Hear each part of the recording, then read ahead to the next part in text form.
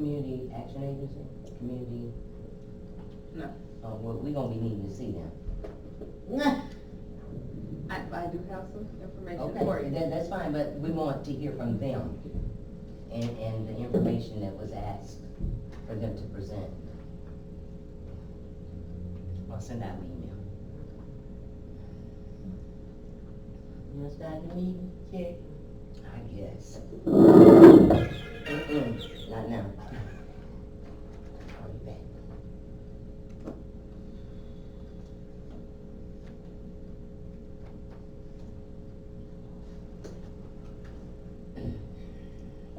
And at this time, I'm trying to spare a couple of moments because I hate for you to get started and then somebody comes in and requests a repeat.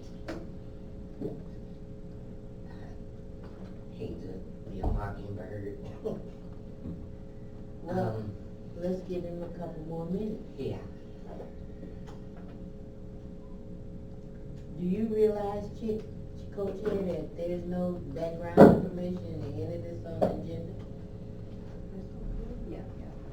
except what the, I don't know why I would expect it, but I guess I was kinda sorta the director? Hoping that, got something for you. that, our city manager would enlighten me on,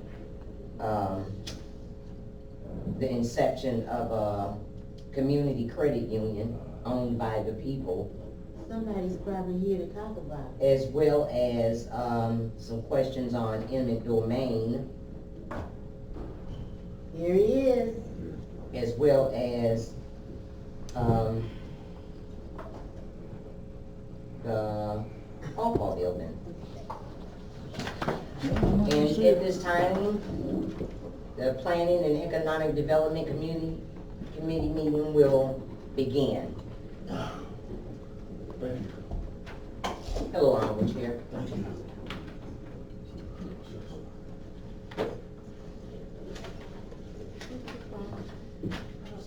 All right, good.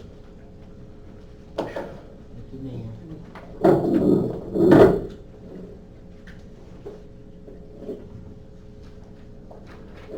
Welcome. I'm catching my breath.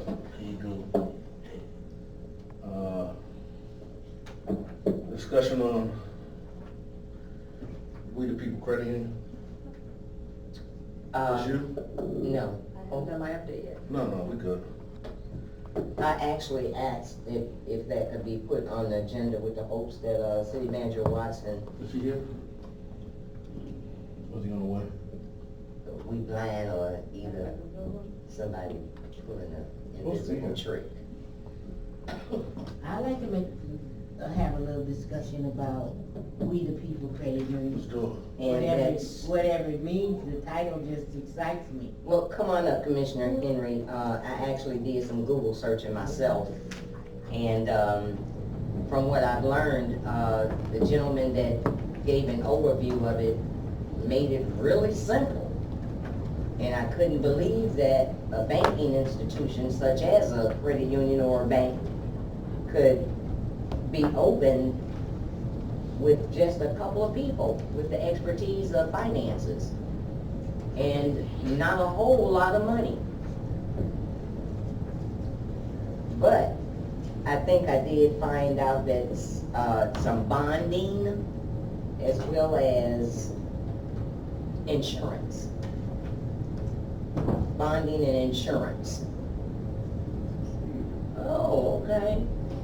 Bonding and insurance for the creation of a credit union. And I guess my thoughts through the chair were that if we could do something like this and make it happen for the people for as much as we ask of and from the people, that this would be our perfect opportunity to give back to the community and allow them to be their own shareholders. Thank you. Commissioner Henry. Well, this is not the first time that this idea has been presented to the city. And some years back, we did have a credit union, a community credit union. So it's something that we definitely should entertain, ask staff to do a little bit more research on it. My thought and other people's thoughts are, if 200 residents put $1,000 in the credit union as shareholders, and one of these great alumni that's got all of this money put 50,000 in, we might have a place to deposit our medical and recreational marijuana resources. So this is a great idea that we should we should look into just to see. And the thing about it, if you are a holder in a credit union and you go ask for a loan, you're more likely to get that loan than if you went to the regular banks or credit unions. So Thank you, Commissioner Adams. Thank you, sir. If I may ask, you said that there used to be one. What happened to it? I mean, I did a little research to find out how Honor got started, and it was interesting because it took a lot of the residents. It used to be Benton Harbors. I can answer that question. I'd like to hear that, though, in a minute. I know you If you'd like to come up to the mic, please. I can answer that question for you. Commissioner Henry, what happened to the other credit union? he's gonna answer this question. No, the one that you said we used to have. I'm telling you, Oh. he knows about this. Okay. Old news, but And state your name. Pastor W.C. Askew. Okay. Years ago, I had a partner in my insurance business. He came in from Chicago, and he came with the bright idea of having a credit union. He put up $25,000 into it. Unfortunately, it didn't go the way he thought it was going. So what he did was he pulled his 25, he borrowed 25 from him, and then took his 25 out, and it dissolved. That's what happened to it. But it can work. It can work. Well, it can work. And we only had 2 employees. So it's not all you do is get chartered and, and all that. It's really a simple process. So that's what happened. It would have been still going, but he pulled the money out.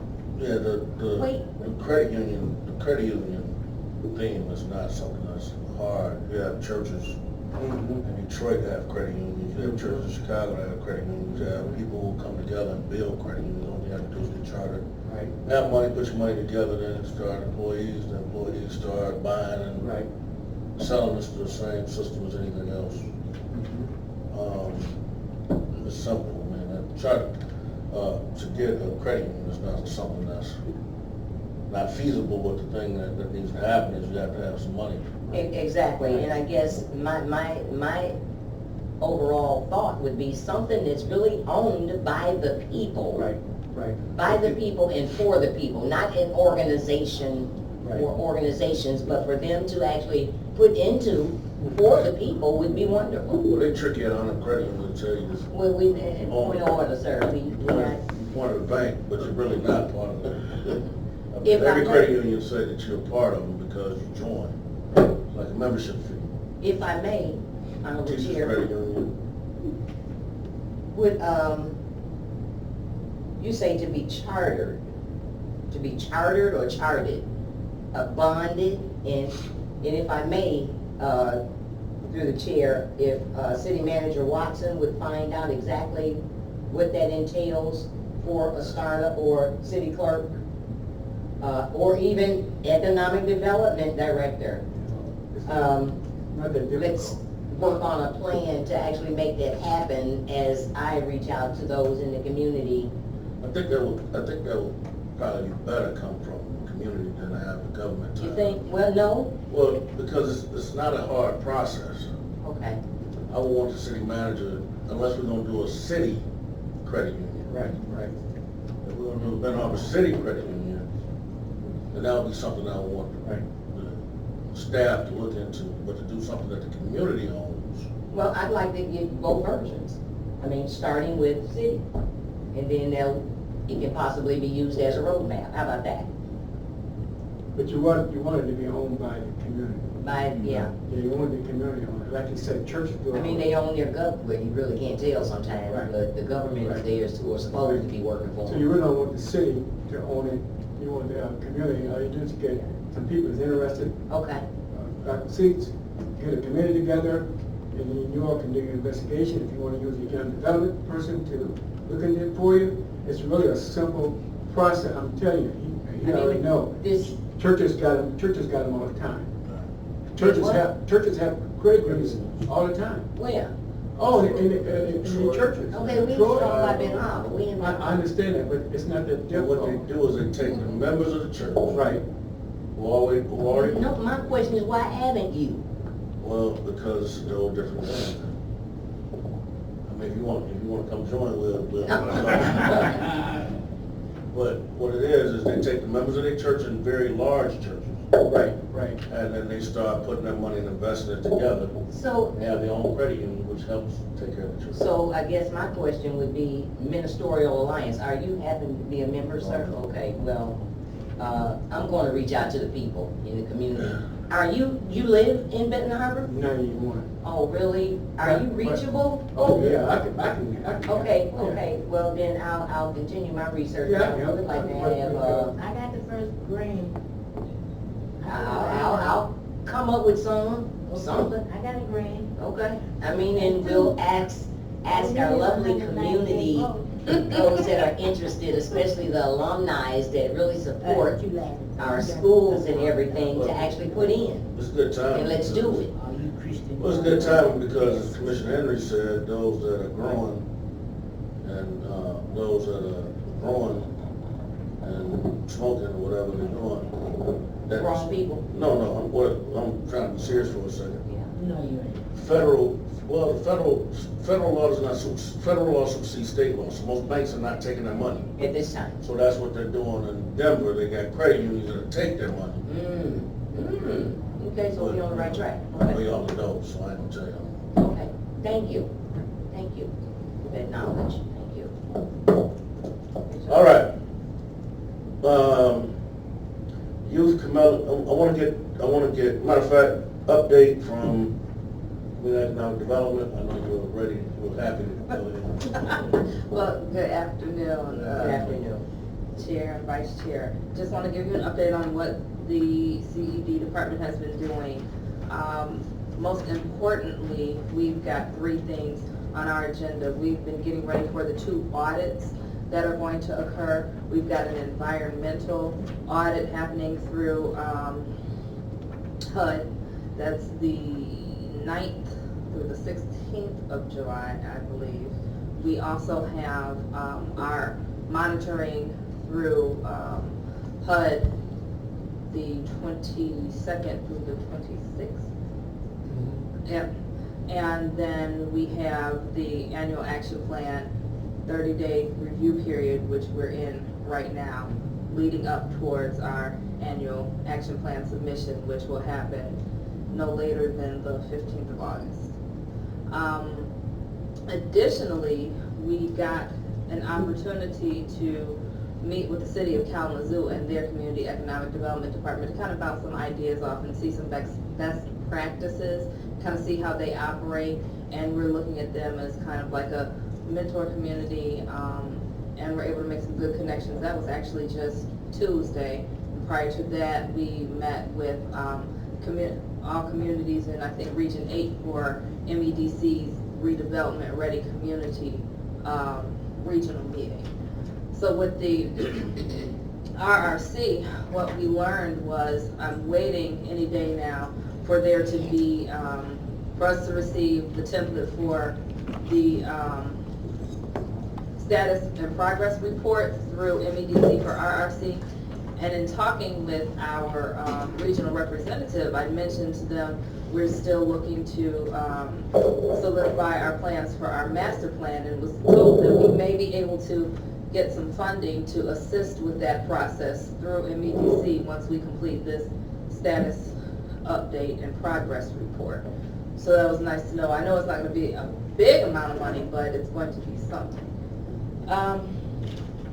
Additionally, now, Southwestern Michigan Community Action Agency was not able to be present tonight.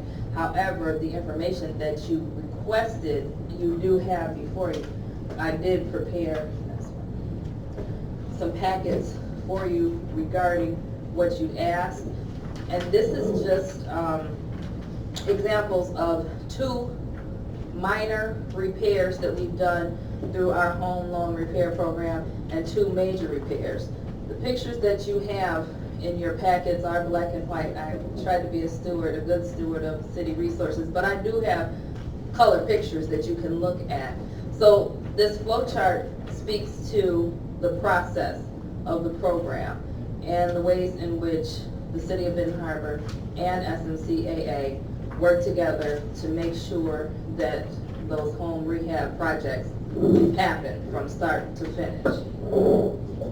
There are some elements that SMCAA solely does, there's some elements that the City of Benton Harbor solely does, but the majority of them are done in partnership. If you look at the first statement from Belkey Heating, this is a minor repair that we did on a home, and what was... I got a question. Oh, yes. This repair over here, and I'm not gonna call the name, but it's to realign existing lateral from foundation wall to close city main. It's required to clean out the line with a root cutter and needed to remove all roots from piping to allow an aligner to be installed. Somebody, or would you rather have community action agency come explain that? Okay, wait a minute, I'm not seeing, was it the second set of No, papers? This is called repair service diagnostic audit authorization worksheet with Okay. smiley faces on it. Yeah, okay, I'm there. Address 1259 Bishop. Mhm. Is that a line from the city? Is that a sewer sanitation line? That's what that looks like. That it was, I know that it was work done in the bathroom, so that would be my assumption. That's why they should be here. Well, the reason I'm asking that is because I would dare not say that's not something the hood would take care of. Somebody doing a drain from their house to the city's main. Because some of that cost should be incurred by the city. And if it's tied into what they're saying to here, We end up paying it anyway. I don't believe anybody take care of that. This looks like a drain line, am I right? It is, from all indications, Commissioner Cease, it would be the sanitary lateral line coming out. Sanitary lateral line from inside the home till it touches the city main is the responsibility of the homeowner. So it's not the city's, we would not incur any cost to do any of that work. It would not be on the city's dime. Well, what this is saying is we pay for this out of HUD money, am I correct? Correct. So if it's something that HUD deems that can be done, then we can pay for it out of the monies that we get from from the Community Development Block Grant. But I thought it was more structural than, Minor home repairs does not have to be all structural. It can be issues that exist like this that make it hard, that make it somewhat unlivable for the person to be in, because you cannot have sanitary sewer in a home and live in it. You can't, so for example, if a lateral line has a break in it and or has a belly in it or does not discharge or sits flat, if that causes sanitary sewer to not be removed from the home, Right, then it's a health issue. right. Okay, so if that was what was done as a health issue, what the minor repair does is if you have a furnace that goes out, you can't have a house without a furnace. If you have water heater that goes out, you have to have electricity, things that make the home habitable. Right. So that's why something like a sewer line, if it's backing up into it and it's determined that it's on the lateral from the homeowner, then it could qualify. Okay, Just, So what we need to find out, number one, Supervisor Watson, if this is something that HUD, did this already go through HUD and they already Yes. approved this? Yeah. What qualifications the standards does it meet? Because if we have another senior citizen who has the same issue and has to pay the $4,000 to $6,000, wouldn't it behoove them to go? Other part of my question is this: I know for a fact that Southwestern Community Action Agency received a grant for to do furnaces, to do windows, to do all kind of weather, to make the house good for the weather. Weatherization. Correct. Which includes insulation, furnaces, water heaters. Why are we being charged for the services that they already get grant for? There are different requirements for each program, the SMCAA program and the CDBG program. And so some people that may not necessarily qualify for SMCAA, she explained. they come to CDBG through the city to be able to participate. Well, my only question comes is this, and lastly, that when I see that we got a furnace, 97% efficient furnace, then they also got a 40-gallon tall hot water heater, then they got a condensation pump, now they got air purifiers and chimney liners and all kind of other things that go with it. I just hope that we're doing repairs and not trying to do updates. I mean, because that looks more like an update situation. I mean, you can't provide limo service on Pinto dollars, and that's what I think is happening. I mean, some of this stuff, if it keeps going like I'm seeing it, I would ask it to come back for us, or when it hits $5,000 mark, because this, I mean, the manufacturer of this furnace, you probably can find a whole lot cheaper. A variable speed furnace, which is something that is state of the art. I mean, we as a city are trying to help the homeowner, and we want to help them to the best of our ability. But we can't be providing Cadillacs and Lincolns, and when somebody else can get help with the same amount of money. Now, I will say that in this Hold on a program. second. So, what we need to do, we need to make sure that we can get some of this money and help other people. All right? Now, Commissioner Adams had a hand, and I'm gonna go to you. Thank you. Thank you, Chair. When you get to the other listing, you'll probably have more questions with, to follow up on the statement you just made about Pintos and Cadillacs and stuff. But some of these people have waited for years when there was no funding, and some of the costs that are incurred, this one right here seems to be cheaper than some overalls that they got up to $33,000 worth of home repairs. And some needs were greater than others. And I just hope that we can continue to help the elderly people out in the community that are eligible.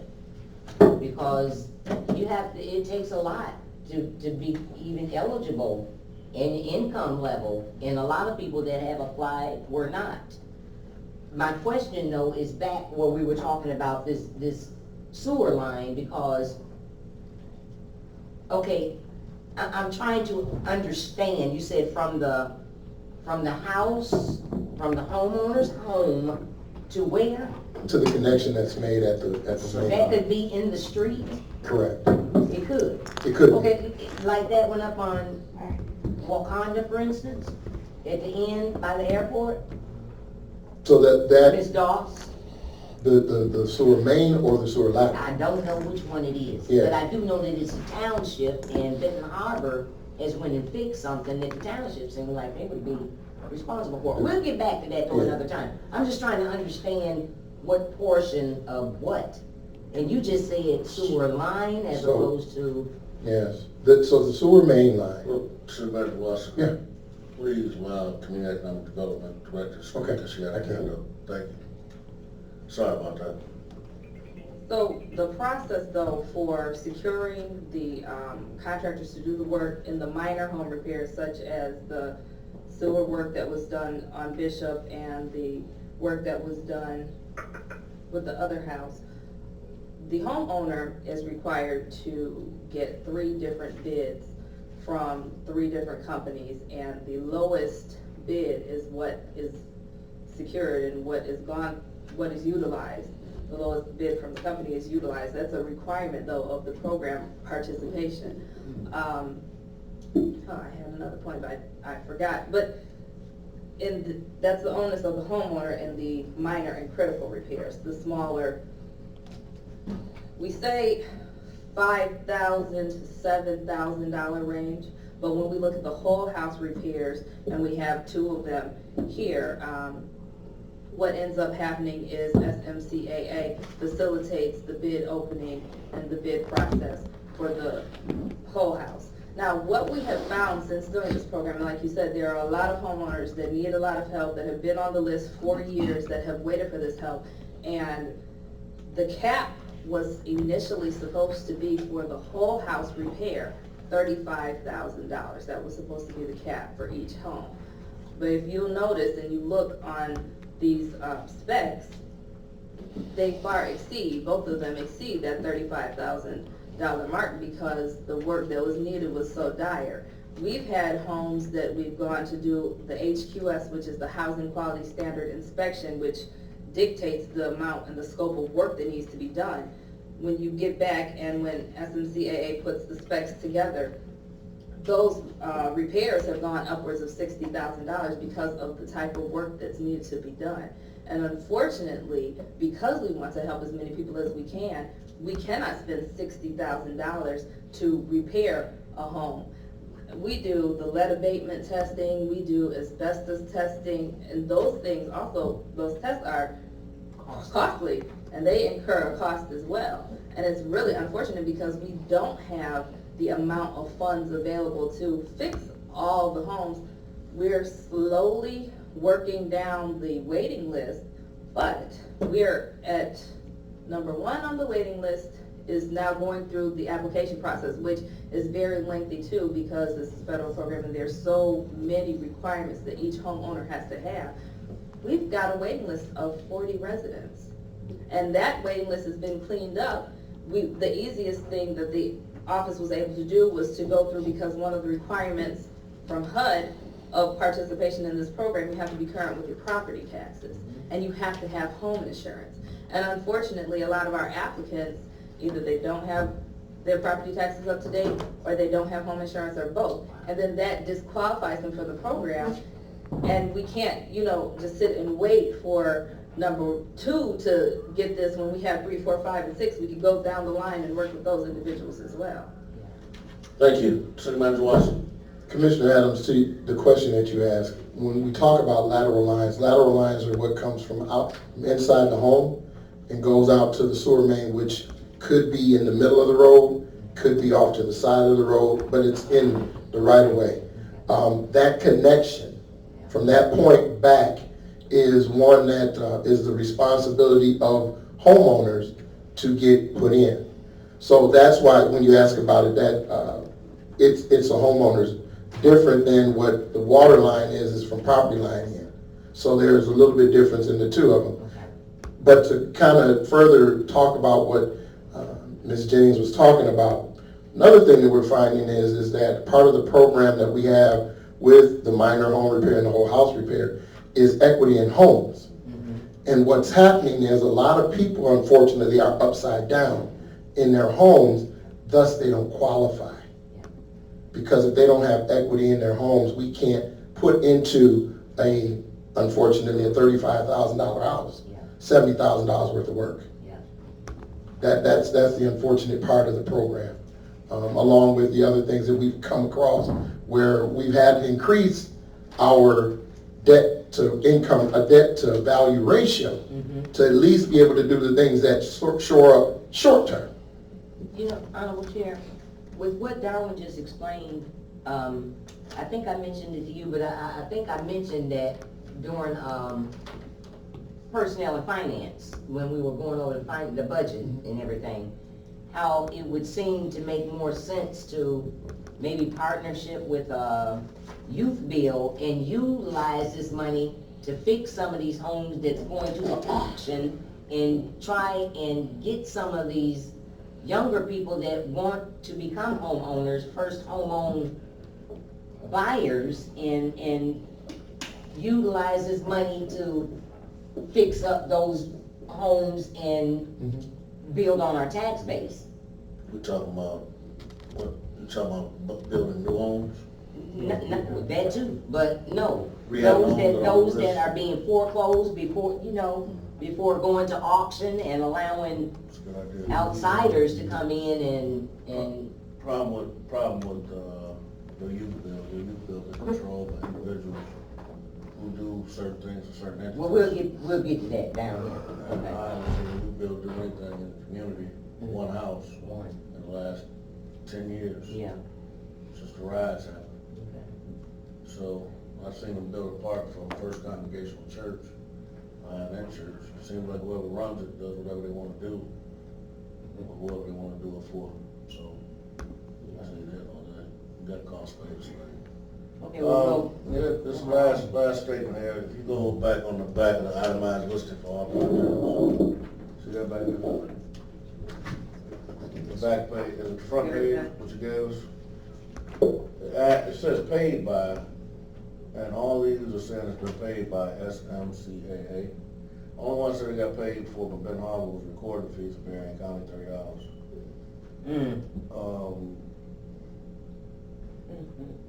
something wrong with that. Was that, did they use their money or did they use our money? Yes. Okay, so SMCAA pays and then they bill us for reimbursement through the CDBG dollars. So So we why, get billed from SMCAA, by SMCAA. and then our next question becomes, do they utilize the 3 estimates? Yes. They do utilize 3 estimates. The other thing about the one, I see where he gouged the lady, and I would say gouge because it doesn't cost $3,000 to tell me that I need a new sewer line, and the roots is back up in there. You can get that done for a couple $100. Somebody just put a camera in there and just go down the line. And it looked like he hit her up. We paid $2,700 to $2,400. He gave her a discount, which when people start giving discounts, you start questioning anyway. And then why are we using people from other municipalities, like Niles, and South Bend, and all these other places? He said he gave her a discount, but he said he ran a 6-foot cable to remove piping to the street, remove cast iron drains from foundation wall, toilet and tub, connected existing vent, replace closet flange and tub drain, reset toilet. You get what I'm going. PVC piping has a 20-year labor and parts guarantee. Reset, reseal to toilet has 2-year labor and parts guarantee on seal. But when you go to the next invoice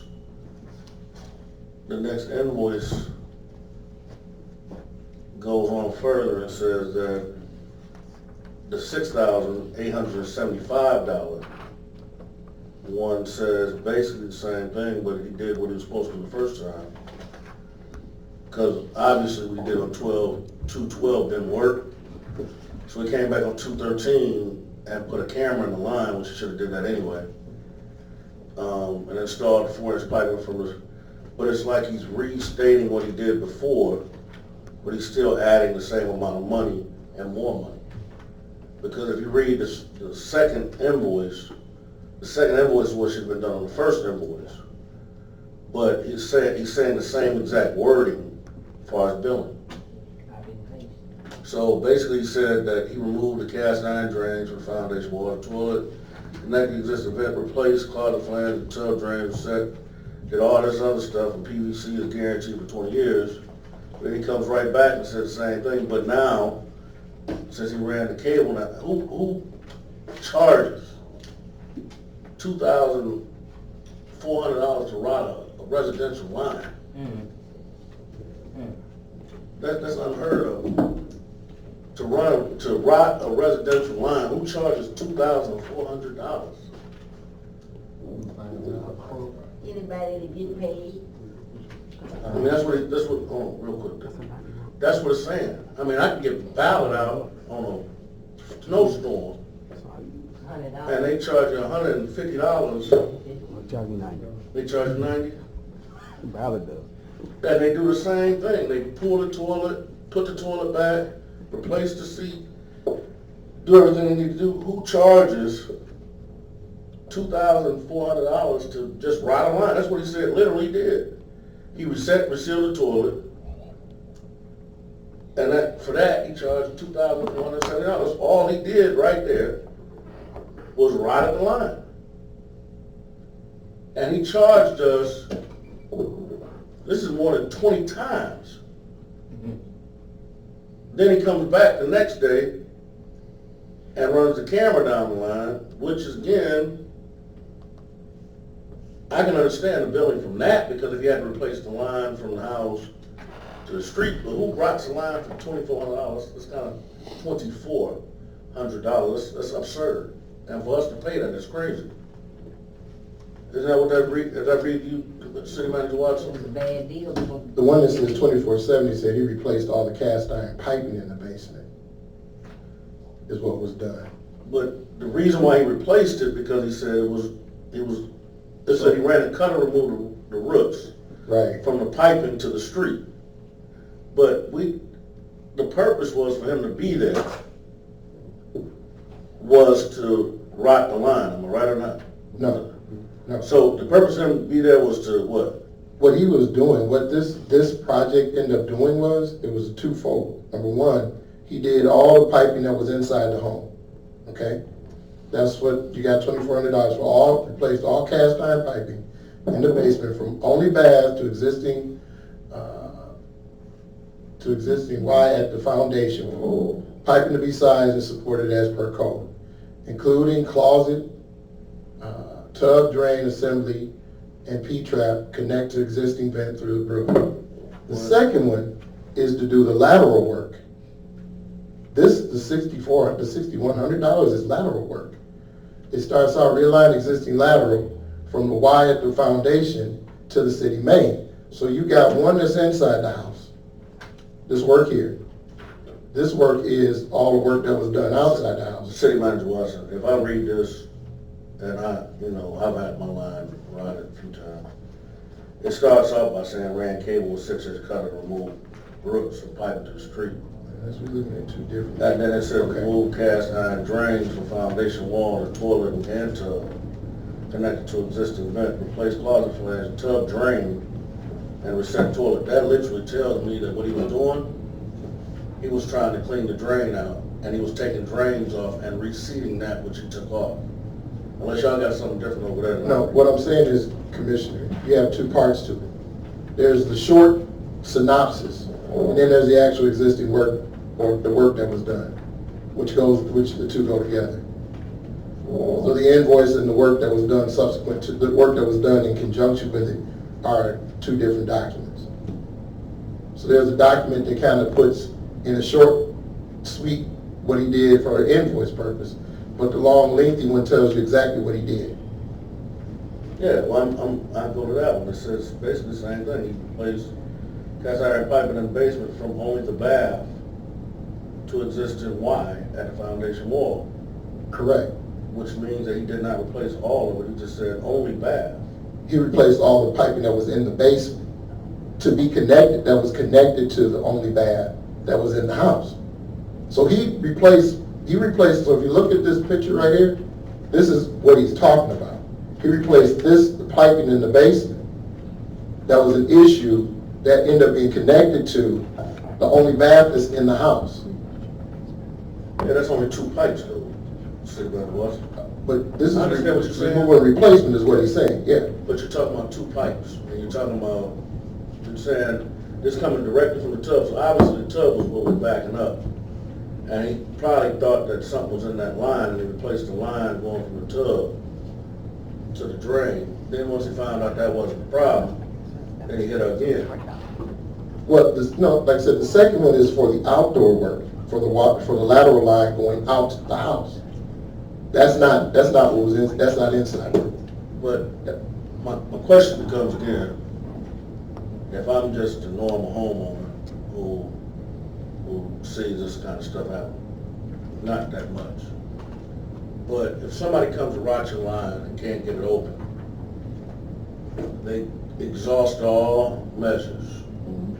Then they come back the next day like you did and run a camera down the line to see what was causing the blockage. It was obvious that there had to be a blockage for him to continue to say that he ran the cable, the 6-inch cutter to remove roots, because, and here's the other statement I would say, Mr. Manager Watson, why try to remove the roots from the piping if you're going to replace the piping to the street anyway? He had to know there was something going on in order for him to, either the pipe collapsed, but for him to run the camera down there, if he was going to do that anyway, then he wouldn't have had to go through the fact of running the camera down there. The camera suggests that he was looking for a blockage. Or the imperfection in the line. Exactly. Belly in the line, if it was clay tile, if it was shifted, Exactly. yeah. But he wouldn't know that inside the house. So that's why he exhausted all the measures with the rotting of the line. And I understand, I just hate to see us taken advantage of And again, the homeowner is the one that has to get these estimates. So again. But in an emergency case like that, I don't know, they'll probably ask for 3 of them. Did they ask for 3 in an emergency case? I believe they still do.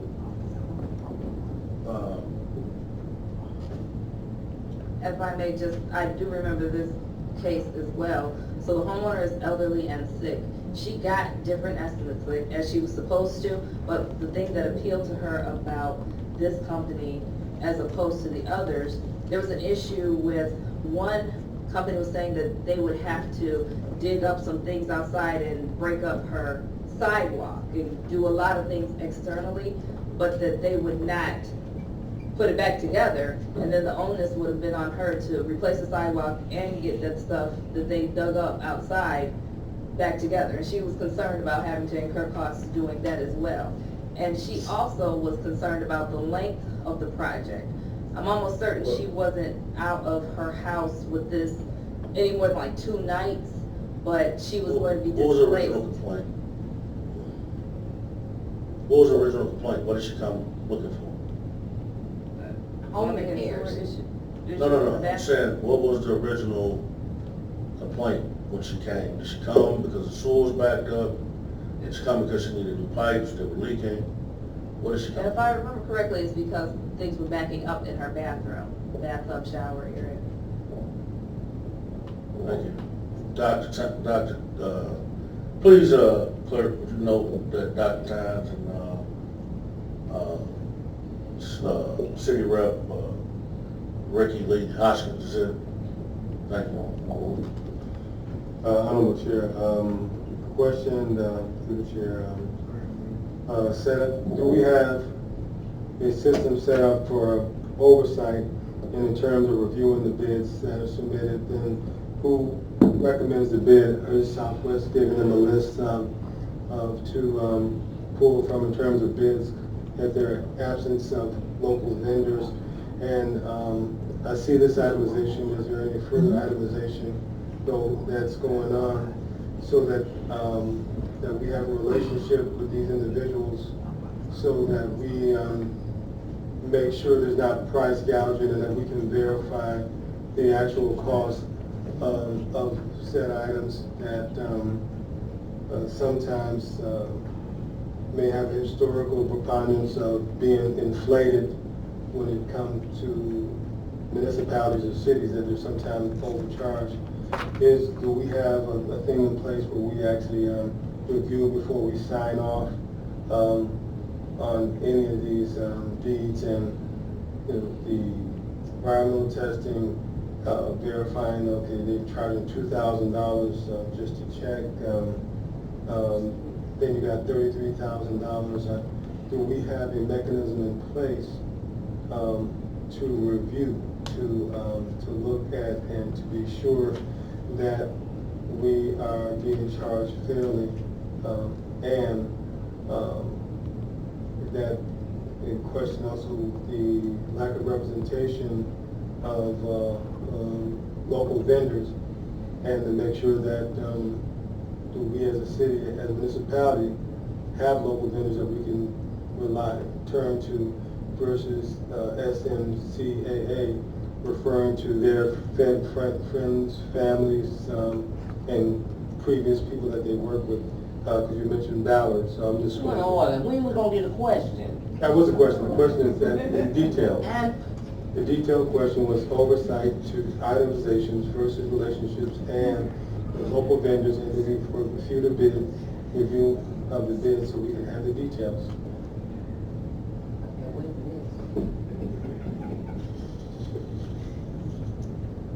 You got the floor, Development Director. I can speak to some, but I may need you to reiterate because your question had many parts, and honestly, I cannot recall all of what you just asked. However, at the beginning of this program, and when the home rehab program started, my predecessor worked with the program coordinator, and I'm assuming SMCAA as well, to put out an appeal to local contractors so that local contractors would know that there was an opportunity for them to bid on projects. What I understand from that process, however, was that there were no local and 4902 contractors that signed up for this work. And if my memory serves me correctly, the contractors that SMCAA does work with, once again, there's an exhaustive application process. Contractors come there, they fill out the application process, they have to meet all these requirements. If they cannot furnish drug tests, or if they're not bonded, or whatever the case may be, then they're ineligible to participate in this program as well. Section 3. I don't know, but I'm sorry, go ahead. but there is a process for these contractors, and there, at last count, I think there may be 5 total contractors that have been able to be qualified to do this work based on all the requirements that they have to go through. So that kind of speaks to the lack of local representation of contractors and individuals that are able to utilize and bid on these projects. But the historical thing of last year when Scott Sims was there, was that the issue was that from the floor was that one, that contractors indicated that they were not contacted or worked with SMC, that they would select. And historically also was stated was that even in the request for SMC, there was a letter that was not a full support of that of SMC, and that there had been a problem with the relationship with local vendors. So that think that under your tutelage may be something to look at, since there are allegations of unfair play. So we can't start from there.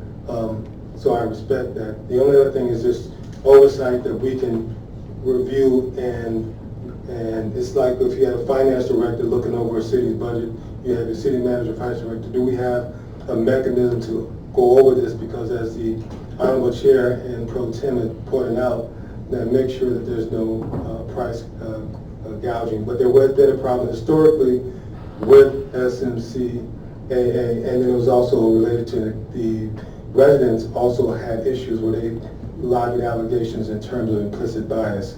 So you starting off new, I think you need to know that historical information and not take things firsthand, so that maybe you can have a better program. So is there a way to, or maybe we can put something in place to start to review? Let's say it like this. We're gonna put something in place. I think, don't you guys meet before you even let the money go? They gotta bring it to you first. They do. That's part of the That's program. part of the program. It's part of the sub-recipient When agreement. we first made that deal, we told them that they had to bring it to you first before we'll even approve them getting the money. Then we have to take the hood to make sure HUD approves of that money being spent in that certain kind of way? That is true, Commissioner Seats. The other problem is for local contractors, one of the things that they don't like doing is dealing with federal requirements. It becomes real cumbersome. Right. And so they shy away from dealing with projects that have to do with federal money. Yeah, it's a lot of paperwork. So that may lend to the reason why we may not have as many local contractors. We have a lot of them where, as it relates to construction, but pipe fitting and things of that nature are specialized that we don't have a lot locally anyway. So, Thank you. Just for the sake of time, and I know this is a discussion, but we do have out-of-town guests who are here to do presentations. City resident Hoskins had his hand up. Oh, he didn't? Speaking of your contract. Oh, he didn't have his hand up. He was stating something about him being a licensed contractor. He doesn't have a problem doing the same contract. Oh, you know, okay. So, last question will come from, well, I open it up to the city if they have something to say. Commissioner Adams, please. Thank you, sir. I'm glad to know that this is almost over. Because it was supposed to be just for a year, and I guess I'm hoping that when this is ready for total closeout, that we will have them here. Southwestern Michigan, through the chair, City Manager Watson, to answer any questions that we may have. Yeah. Okay, and to make sure that we have some type of documentation to let them know that we thank them and we will no longer be requiring their services. For the future endeavors. Thank you, Commissioner. Please feel free. I just wanted to also let Dr. Tynes know that that process is not only outlined, that control process in this flow chart, but there are policy and procedure manuals for both the minor home repair and the major home repair that explicitly state the process from the time the application comes in to the grievance process as well. And it's in black and white, and that's something that all homeowners get, that all contractors get, and it states in no uncertain terminology the steps that are taken and are supposed to be taken for the project. I wasn't finished, sir, but if I may, Please feel free. when we get ready to do this, I'm gonna ask the body as a whole to take into consideration to allow One Love Global to come into our government and help Economic Development Department with the very thing and reason that we ended up having to hire them to begin with. They actually been going to Flint and other municipalities and helping them to ensure that they have all of the grant paperwork in order. They're actually training and they do it free. Can you only note that, City Manager Where's Watson? my brother's keeper? With my brother's keeper, could you note that, please, sir? Thank you, Honorable City Manager. And, thank you, Commissioner Adams. Can we talk about the Youth Community Development Department real quick? And I want to get all of the discussions out of the way, then we're going to go to the presentation. Okay. I, through the chair, requested that this be put on the agenda because for far too long, our youth are left out of the process, and I would like for this body to actually start a youth department to where they can help with the decision makings, get more involved in their local government, as well as ensuring that they getting the jobs for the monies that come through. Let them, they need to step up and take charge of the decision making of their community, period. And what better way than to introduce them into how planning and economic development works by allowing them, those that graduate or bond graduation, if they can earn a credit or something for our, however their curriculum runs. I mean, I would just like to see us do more. Thank you. I think we already got a resolution that's passed for youth department. We passed that last year, for youth department, when we was, right before last summer. I remember it came to this committee, to establish a youth department and also to establish, for them to get a president, vice president, and even get, we did that last year. I would ask, the city manager, question, how many summer jobs do we have out there now? For you. For you? There are 6 summer jobs. They're not specifically set for youth in that respect. We made the plea to HUD regarding the reallocation for $250,000 for youth jobs, and we've not heard a definitive answer from them yet. We're waiting on them to get back with us regarding that reallocation based on what was approved prior for the monies that were from 2014 to 17. So we do have before HUD right now the amount for $250,000 for youth employment. That was what was asked of the Community Economic Development Director to make that plea to HUD relative to those funds that were left over from the 14 through 17, I believe is the years that it covered. Thank you, City Manager Watson, Dr. Times.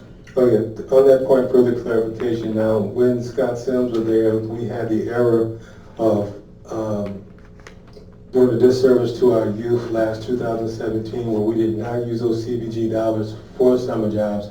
And it was at that time brought even Honorable Commissioner Adams and said, let's not make that mistake again, and some other commissioners, that we would make sure that the budget included monies for summer jobs for this summer, and not just to be pulled from 2019 now, but the already been in the budget so that this wouldn't have been an issue.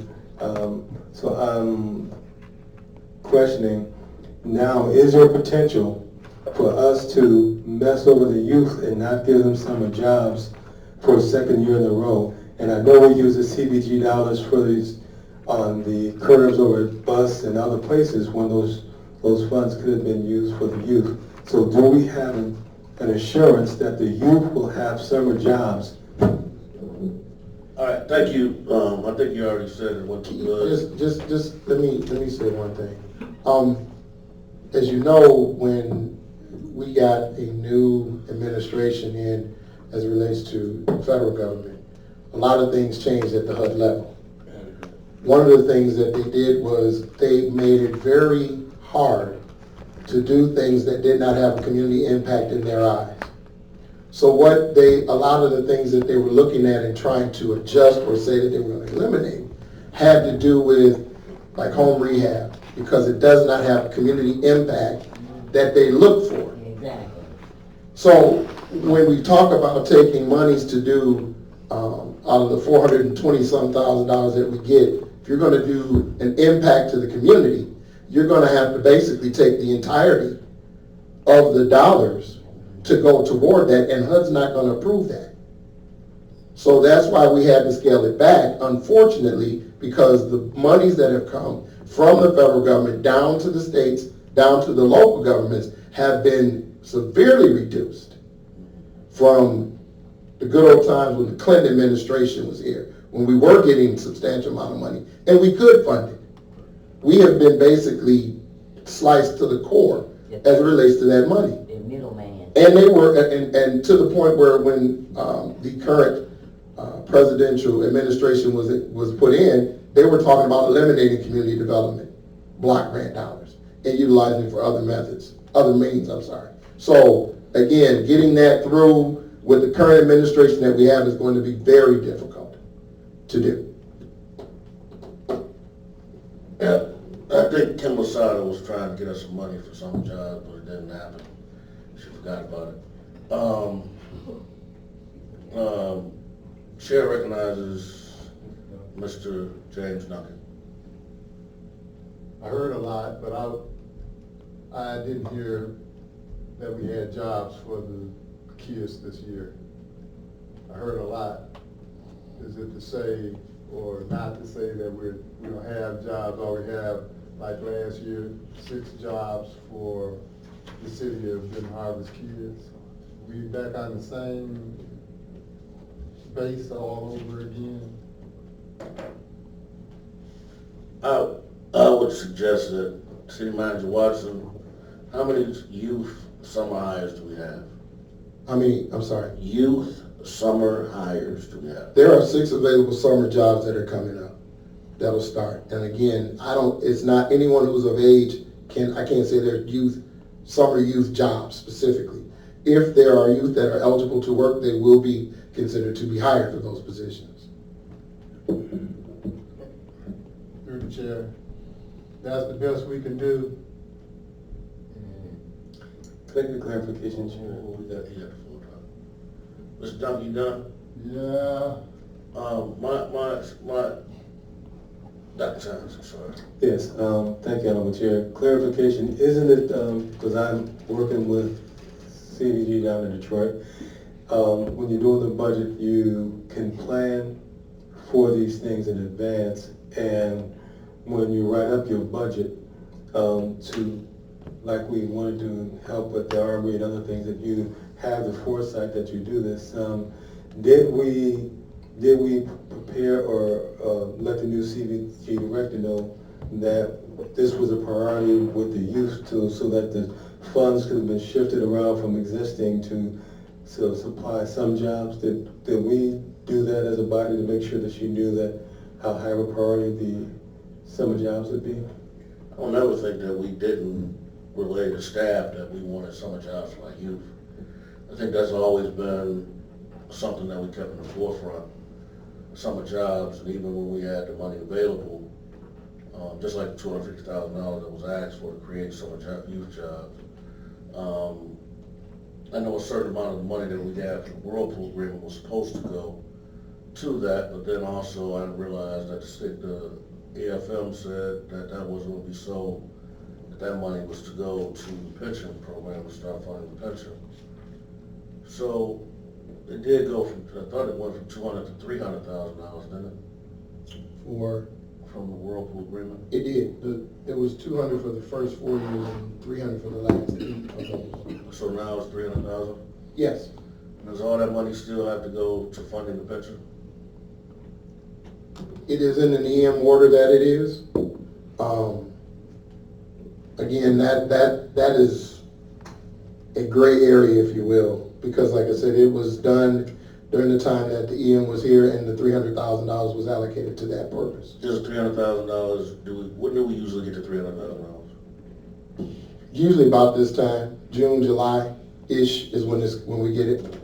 So when the budget was presented for us spending so much money for the pension, is that a line item that says that $300,000 that comes from that goes directly there? Yes, sir. Okay. That money is earmarked for that purpose.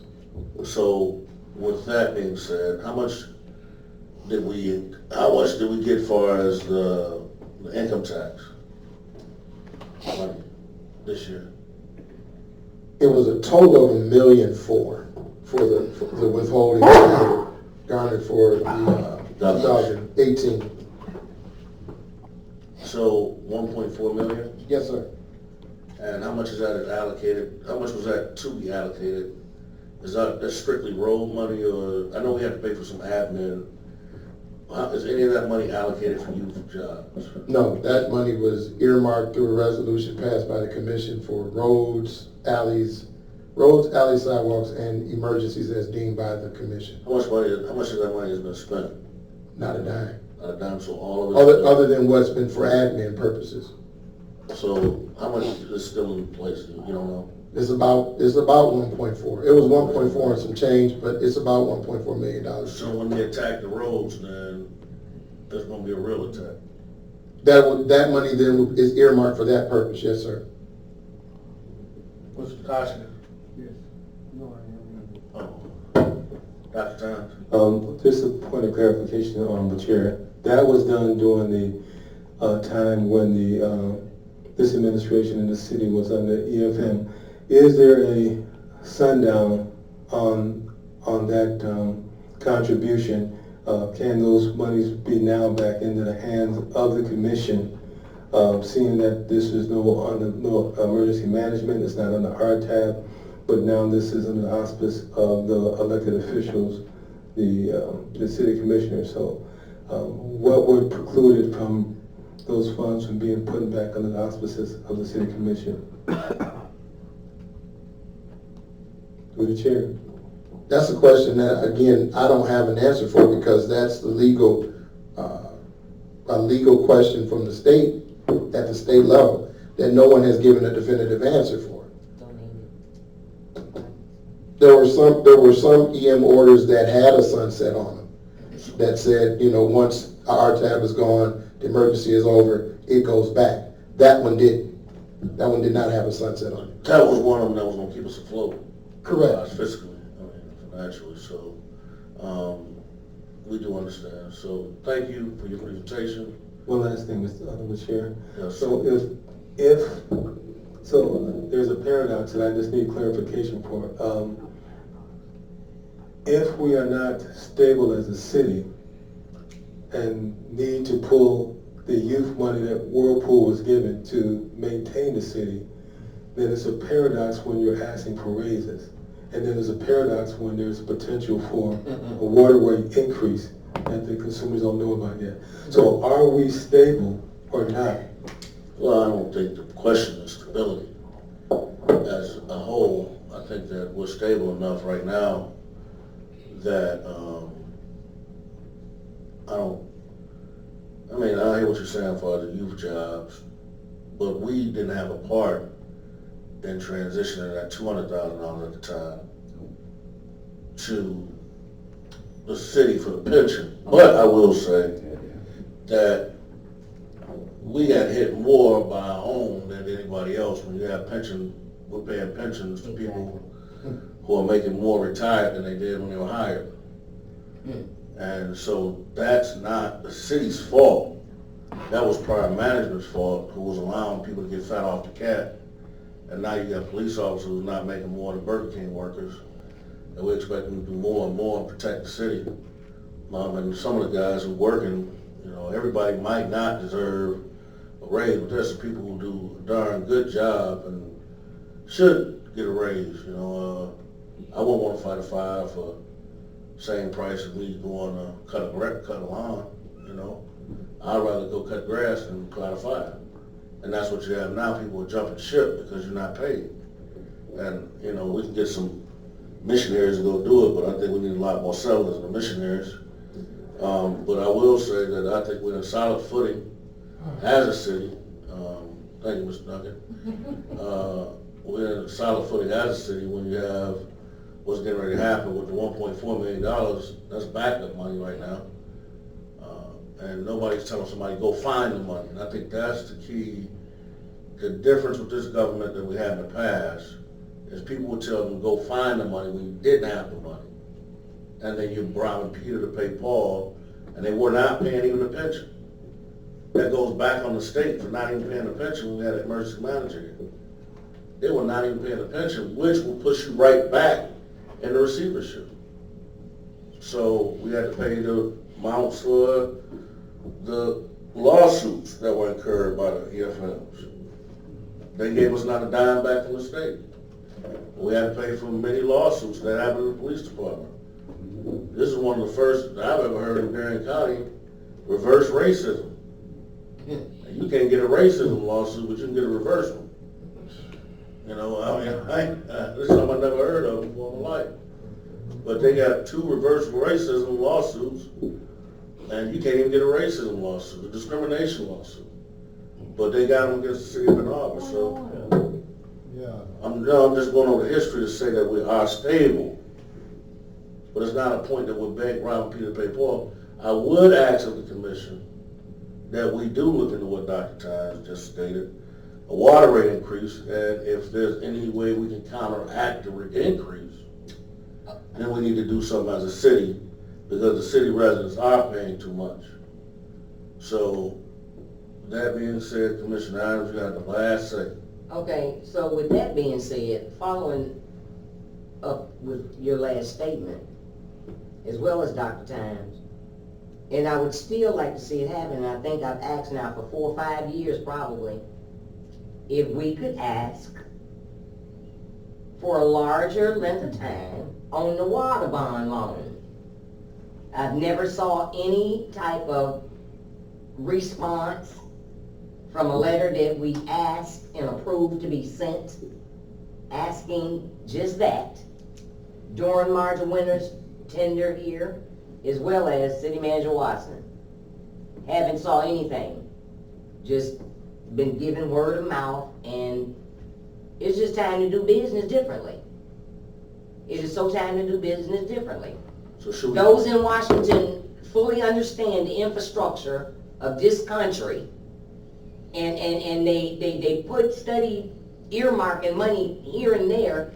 What harm would it be if we asked the simple question to give us 60, or no, we giving up land for 100 years, 99. Why can't we ask for 80 Well, on the water bond? I would suggest that we do, let me begin this by saying, I did talk to Lieutenant Governor myself, and he so stated that him and the governor, when she came out in a letter, and said that we wanted to disenfranchise cities that nobody's invested in as far as the government, state, or fed like they're supposed to. I think that it behooves us that when money starts trickling down to Benton Harbor again, that we don't allow it to go to Connexus. Exactly. We don't allow it to go to Al Mashoka. That's what all this is about. We don't allow it to go to none of these other Yeah. people. And I'm tell you, if they give you a ham sandwich, peanut butter sandwich, or some crackers and juice, don't drink take it. it. Because when you do that, then the only thing they're looking for is you to sign on the line like they did at Connexus, Or hurry and vote. or they give you a master plan.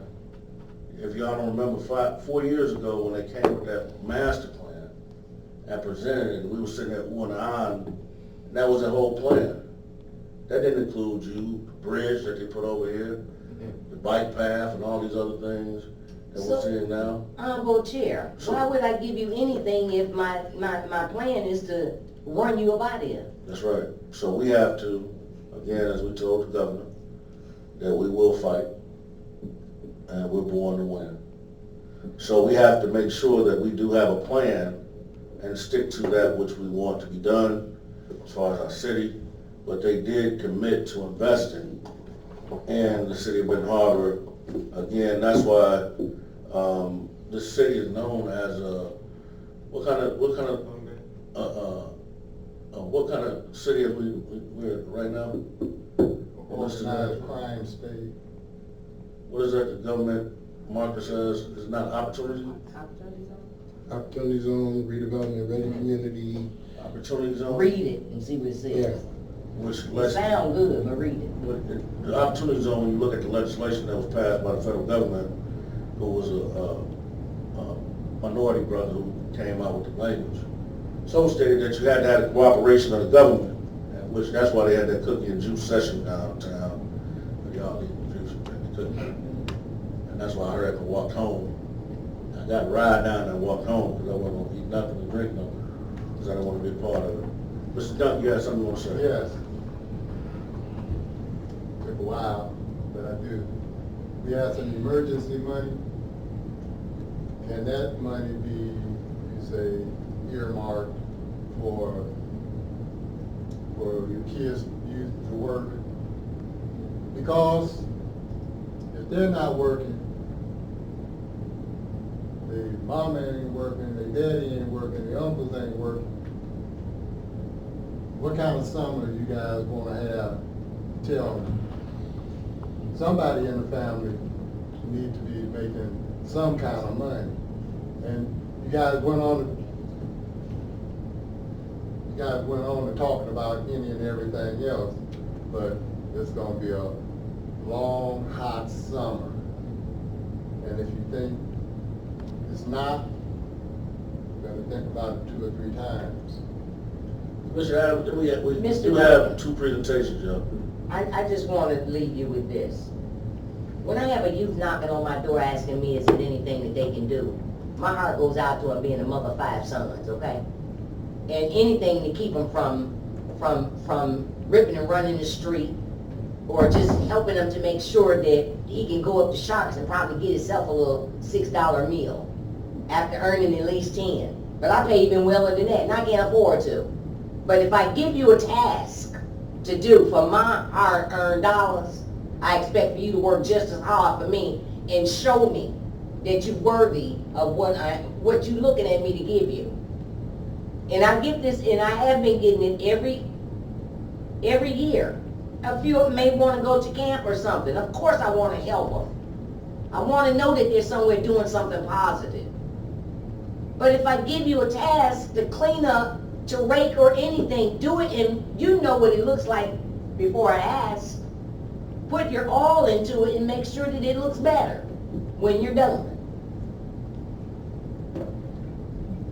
I don't want to hear you. Mr. Duncan, you make an excellent point. In 2010, the city actually used monies with work with Public Works and actually clean up some of the ravines in those ways. So maybe through because I sit on that tax review board, so therefore now I can tell you this, what they've done now is, in personal finance, Ron Singleton, is they pushed it now that 80% of the money now will go to the city, local streets, local sidewalks, local alleys, and that emergency fund could be used for summer jobs, maybe to clean alleys, cut grass, stuff like that, that could employ the youth. So that may be a technicality that we could do, because it is deemed as a public service emergency because of last year's high death rate, gunshots, crime. So you're absolutely right. And in 2010, the state, Whoa.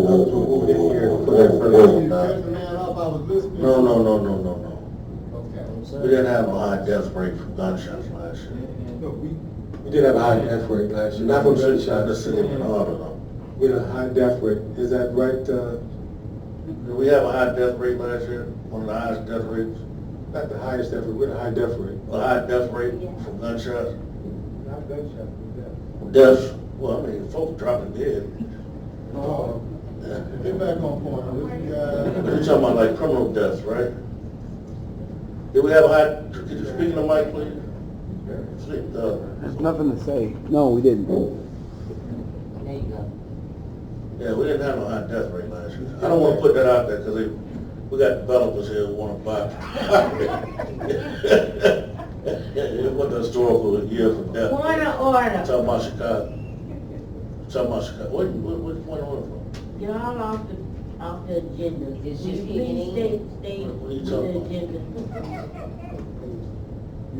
It's just kicking in. Hey, the kid's not gonna get a job because he. Now, you just woke up, Commissioner, now you gonna tell me what?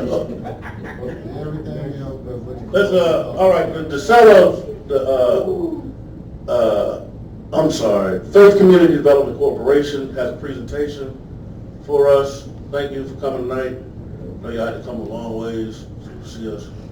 Appreciate it greatly. Honorable Chairman and Vice Chairman and committee members, I want to thank you for allowing us the opportunity to come here tonight. I have with me my partner, Steve Larson. I also have one of my board members all the way from Detroit, Michigan, Dr. Michael Laws, who's on our board. The reason we're coming here tonight is that we would like to get an approval to do a project in the city of Ventura. At this point, we already got a management team set up. We got a developer.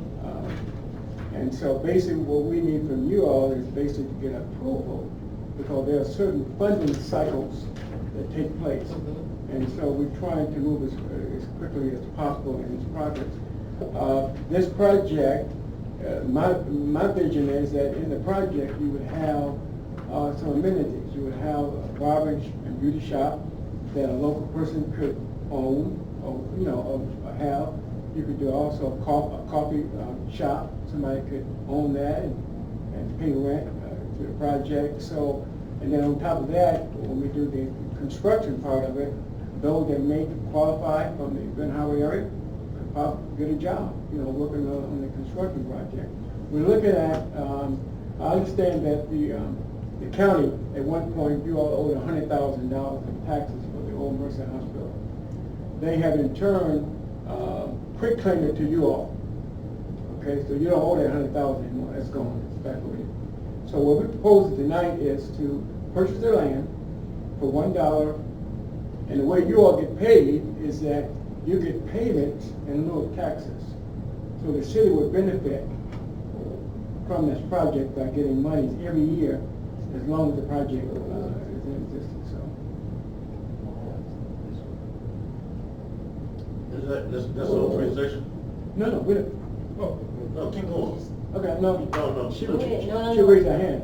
Yeah, after you're done, then we'll get all the questions. Okay, all right.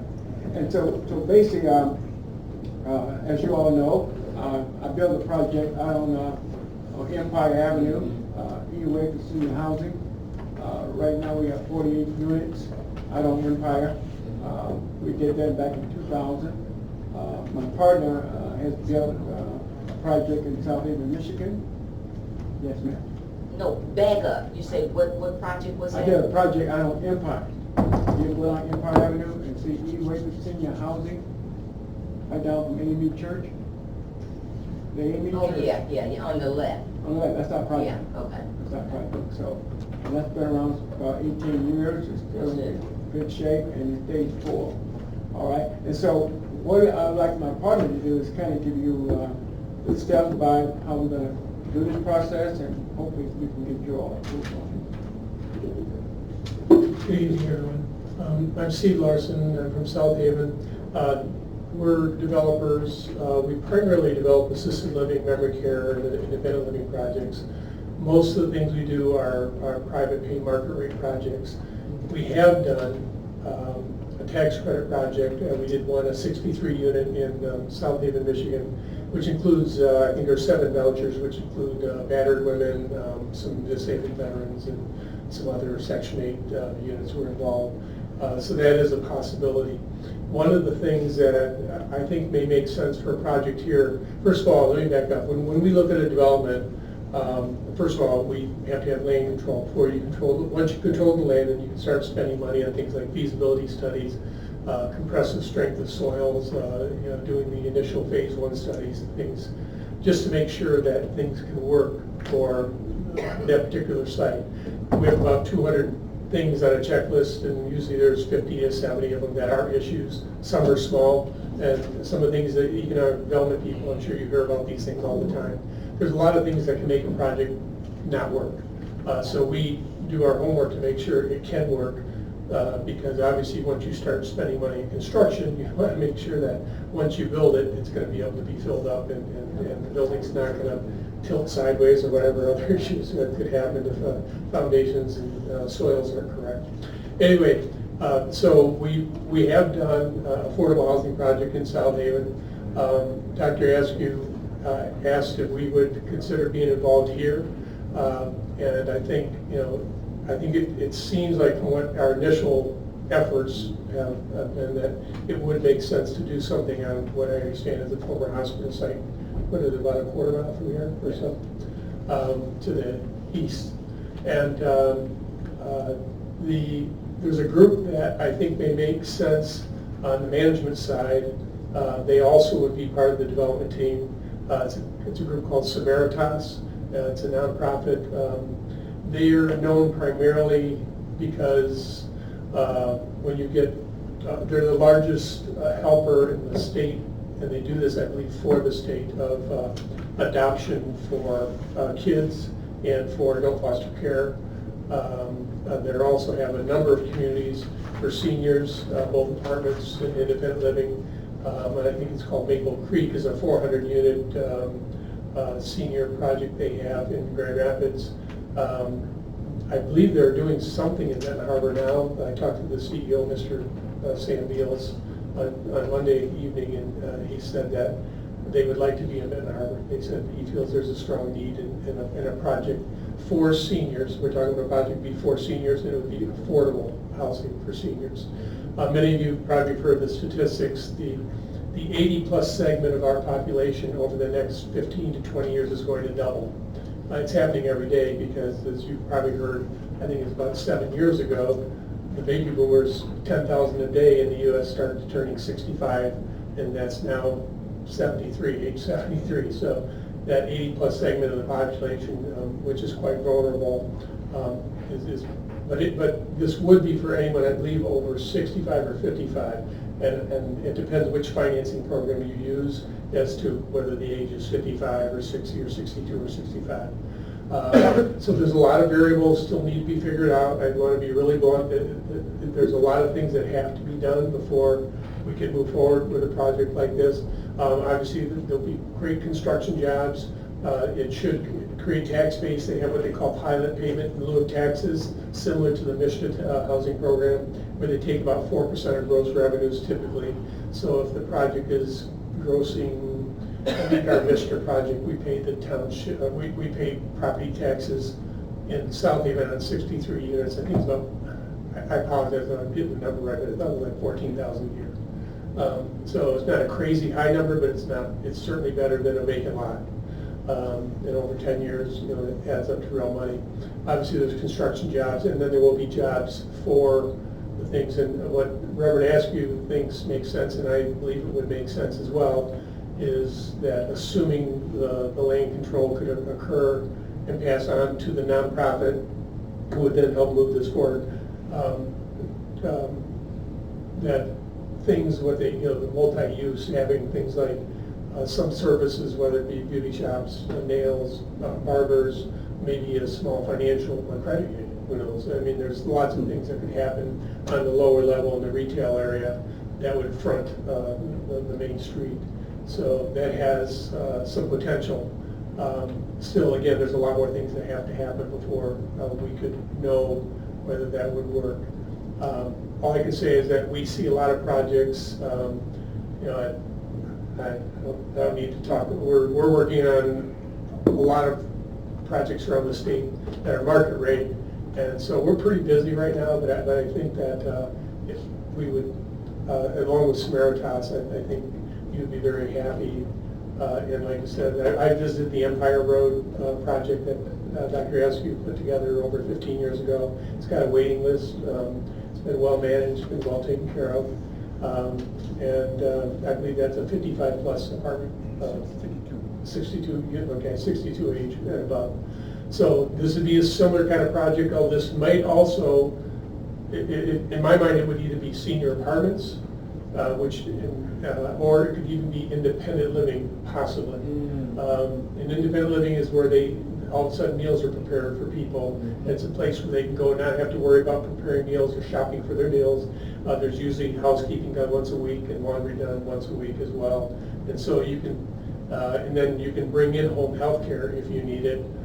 So you can begin to age in place for a while. So again, I have to apologize. We have not done a full feasibility study for this project. So I do know there are other assisted living projects. I don't know about the independent living projects in town.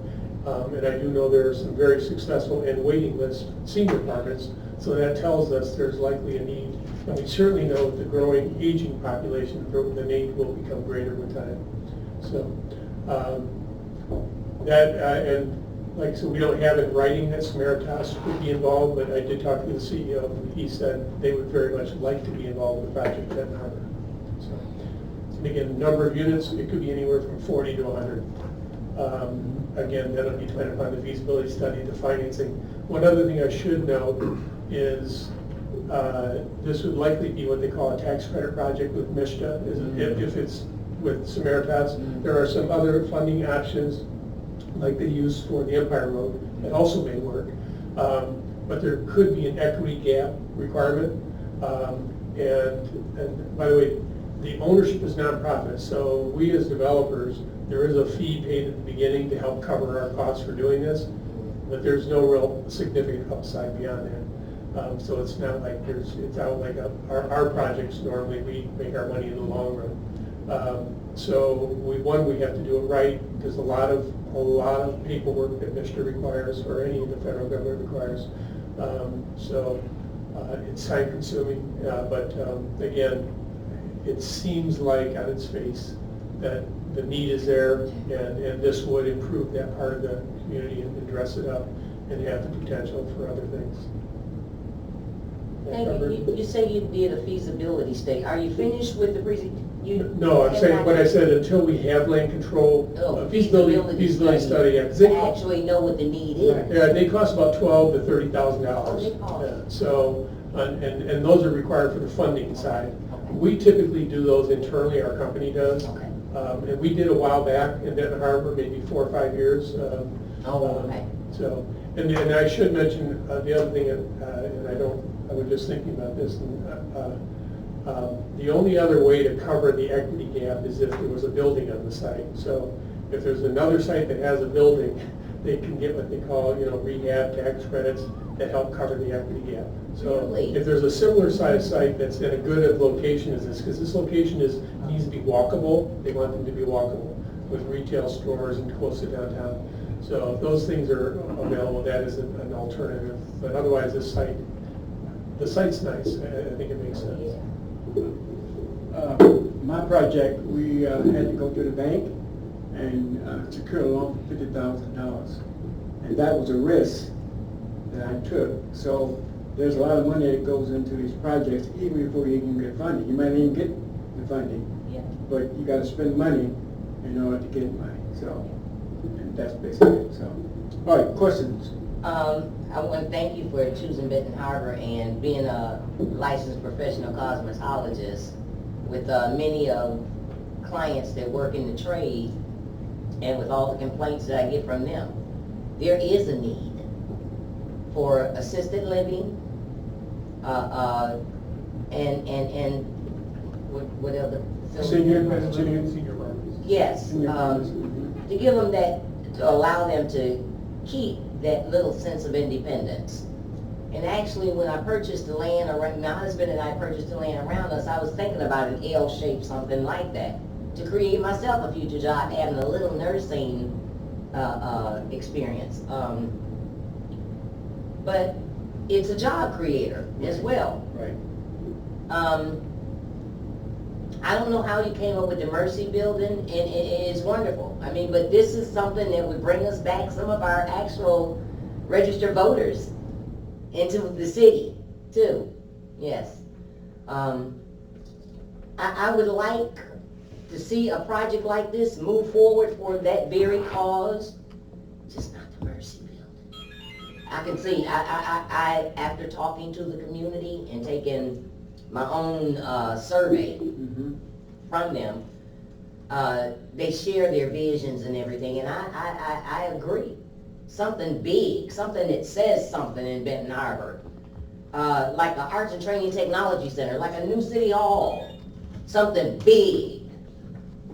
And one day the funding will come, which is why I think the city okayed the $500 million development with the hopes that we catching some tax dollars to be able to build a brand new fire station and city hall, to be able to do some larger things, building an arts and technology center for our children, a community center even. Yeah. Would you please consider looking over our beautiful little 4 square miles and find some of this empty land that needs to be utilized? If you will, and again, I don't mean to be disrespectful. No, that's fine. No. We actually looked at a number of different things that could be possible. But there's certain criteria when you go to the state and the federal that you have to have. This site actually is probably the best site to be able to do a project like this for us. And candidly, probably we would be bowing out, I'm not talking to you. So it would really need for us to move forward with this site. I kind of wish the old building were. Well, I'm just one vote. But everything you said about job creation, everything you said about even having retail spaces for people who do services for people, whether barbers or cosmetologists, whatever, those kind of things can happen. The other thing that would typically happen for the senior parks like this, there would be wonderful activities areas, activities rooms, and places for them to do things and That's what I and found feel amazing. safe. Yeah, I just was with an 87-year-old uncle that I helped try to take care of in the midst of my own busyness, introducing and having a conversation with him from an organization called PACE, trying to get him some in-home care so that he can remain in his home that he has paid for and hold on to some of his independence. And it's wonderful. And there's usually, just, you know, for these seniors, there's usually an activities director. Sometimes it's a volunteer, but typically it's a partial paid position. Yeah. And those are people who have, they have a passion for helping the Yeah. people. Yeah. And a lot of times you can work with local churches and find some people that you can give them at least a stipend or pay them something to help. Yes. And they're an activity, and they bring people out of their homes, and they help them find things to do and get them engaged, which is, they found that there's a 40% increase in health benefits, believe it or not, just by getting people out of their homes and out of their apartments and getting them active and around Yeah. other people. So it's really wonderful. We're excited to be in the senior industry, and I think affordable project on this particular site should be able to work, but I just don't want to promise anything because there's so many things that have to happen. Yeah. And the first thing that has to happen is the city would have to okay that we could get control, and then we would begin to start spending money to help make sure that the project can work. But there are a lot of hoops that we have to go through. All right, so I do apologize, I had to step out too. I have one more thing to say. Go ahead. I looked at that property, and I hear what you're saying. It's enough land there to do some other things as well. Now, we know the population is aging. Wouldn't it be nice to have an adult daycare for those that are in their 80s or 90s, whatever case may be? Mix the youth with the. Yeah, so there's a possibility. We're only talking about that portion. There's other land around that. It used to be a flower shop there. Okay, so that whole area, and then you got the park across the street that can be invested in, the park. All right, and you got a building on the other side that can be demolished. Hopefully you can get funds from it, get to demolish. So, and then you're doing the new road structure. If you can see my vision, the new road structure. So when you come into the city of Benton Harbor, the first thing you're gonna see is this nice quarter, and this is gonna be it'll be a blessing to the city. So there's more things you can do. We can get with the Economic Development Department, and there's a lot of things we can do. Now, I would say something, but I might do it, but if I tell you what I'm gonna do. I tell you what I'll do. If this happens, I would be your first investor in a credit union. Too late. I don't know, did you hear the summary of what we're trying to do? Did you? Oh, yeah, I was listening, and I'm good. And the only thing it'll be somewhere between probably, the range could be as little as 48 units, and it could be as high as probably 120 or 160 units, all depending upon what the zoning allows for height and what the market study, feasibility study shows for demand. And then, like I said, on the lower levels, we would see some potential things. He mentioned adult daycare. We actually are seeing child daycare, and what happens is some of the people want to be involved and see and be around those kids. Yeah. And of course, there's all sorts of background checks like CCRC and stuff, so we make sure everyone's safe. You don't want pedophilia. So, Thank you. City Rep, Yes, Honorable Chair, I do have, Josh. well, first of all, are any of y'all residents of Benton Harbor? I was here 59 years till my wife died. Are you a resident of Benton Harbor now? No, I'm not. Okay, thank you. I got a relative in Benton Harbor. Because or let me just say it like I can say it. We're not working off of potential. And we have given our land away before, and we're not doing it for $1. If this is what I am hearing, that you're successful in Benton Township, and you gave them potentially $14,000 in taxes. That's good. But why won't you give us like $300,000 for our land? Buy our land and then do what you want to do. And we'll support you. But buy it, then do it. I know it's a lot of money, but you're asking us to trust you, and we really don't know that much about you. And plus, one more thing. That intersection right there, just consider this, since you want to mess with seniors. We're gonna deal with people with Alzheimer's and stuff like that. That intersection right there is real. In the summertime, it's really dangerous. It's dangerous, period, but consider that intersection. If you live here, you already know what I'm saying.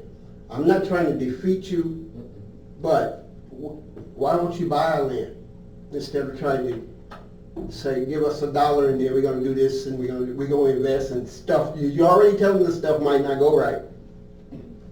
So what we have to do, take you to court to evict you, because once you take that little $1, now there's issues if stuff doesn't go right. I'm just saying. This is a nonprofit venture, it's not a for-profit. Sorry. We done? I'm not. I got to commend you, because that's the most you said since you've been on this. 1932. Make sure you get it all out. You got to commend him, because that's the most he says is, good job, man, I don't know you talk. Man, It's on you, sir. So, thank you. If we were here to make a profit on it, I would agree that we should be paying $300,000 or whatever the appraised value of the property would be.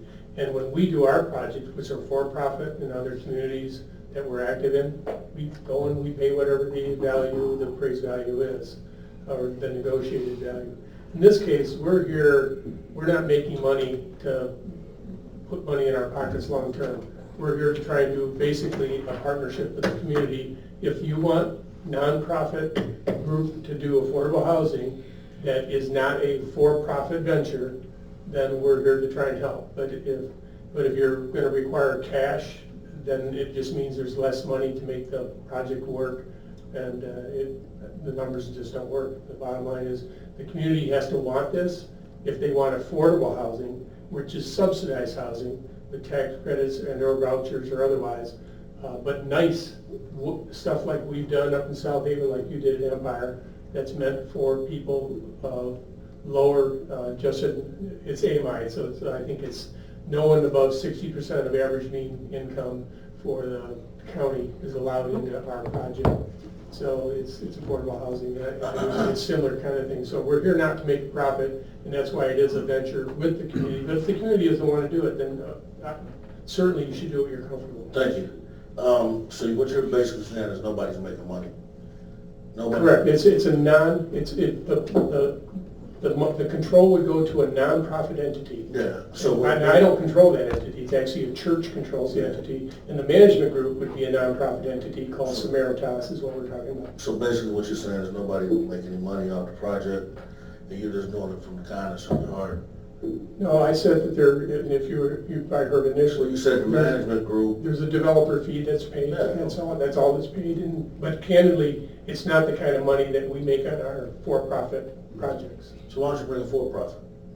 Because the feasibility study won't justify that.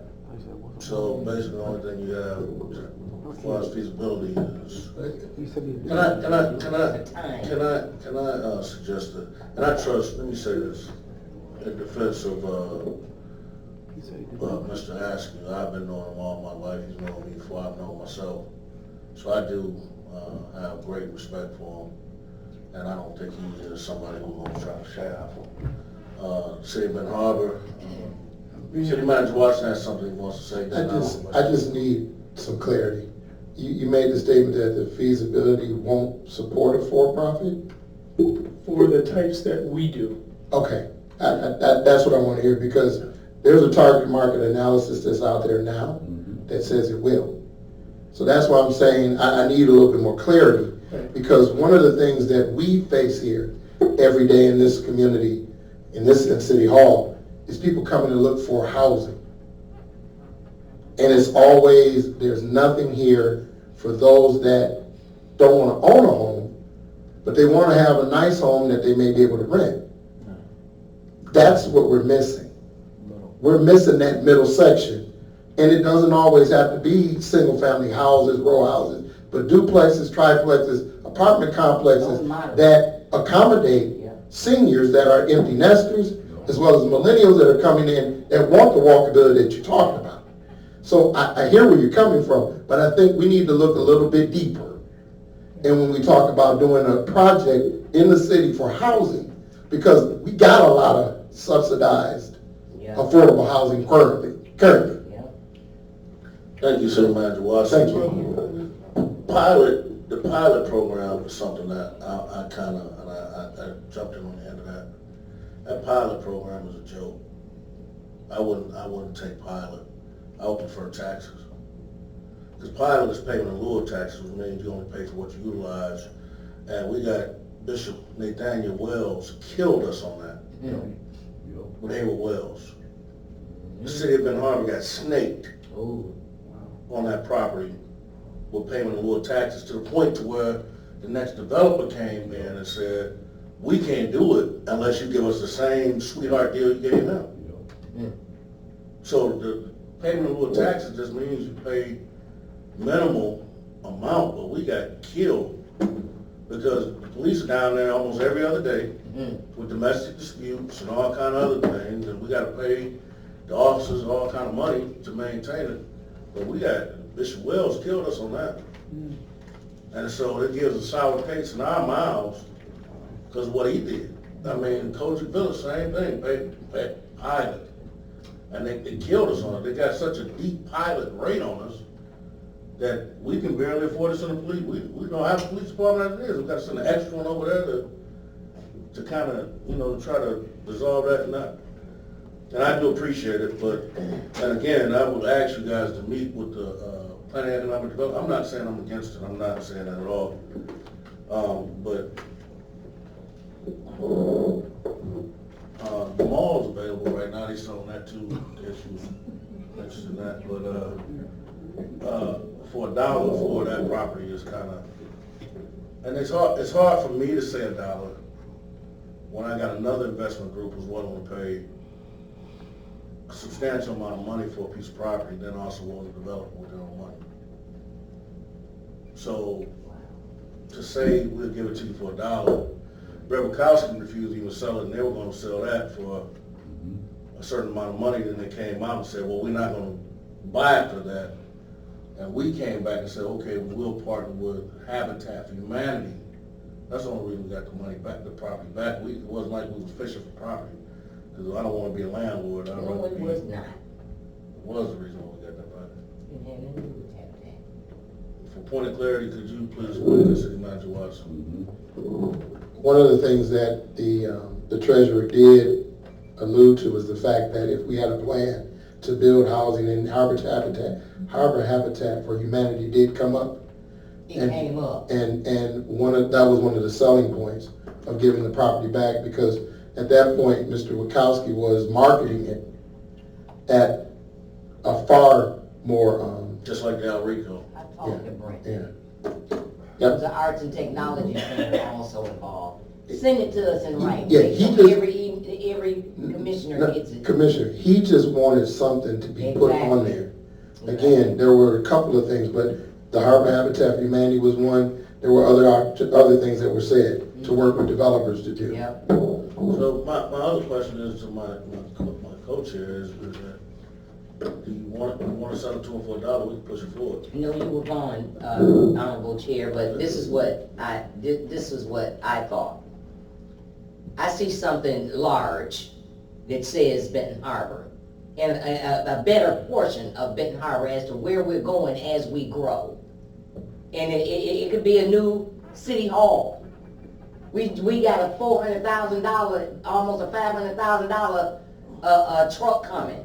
It should be coming into a brand new facility with larger, wider doors. I mean, we can build a new city hall, a police station, fire station, our own jail, capture our dollars back from over there at the other hotel. You're saying, should we? Arts and Technology Center, I can go on and on. Sure. But I see something large and immaculate sitting over there on their property, and it's not anything that consists of anything looking yellow. So you want to build a city all over there, is that what was suggested? That was just something that I was throwing out there, because what I asked the gentleman was, would they consider looking at something else?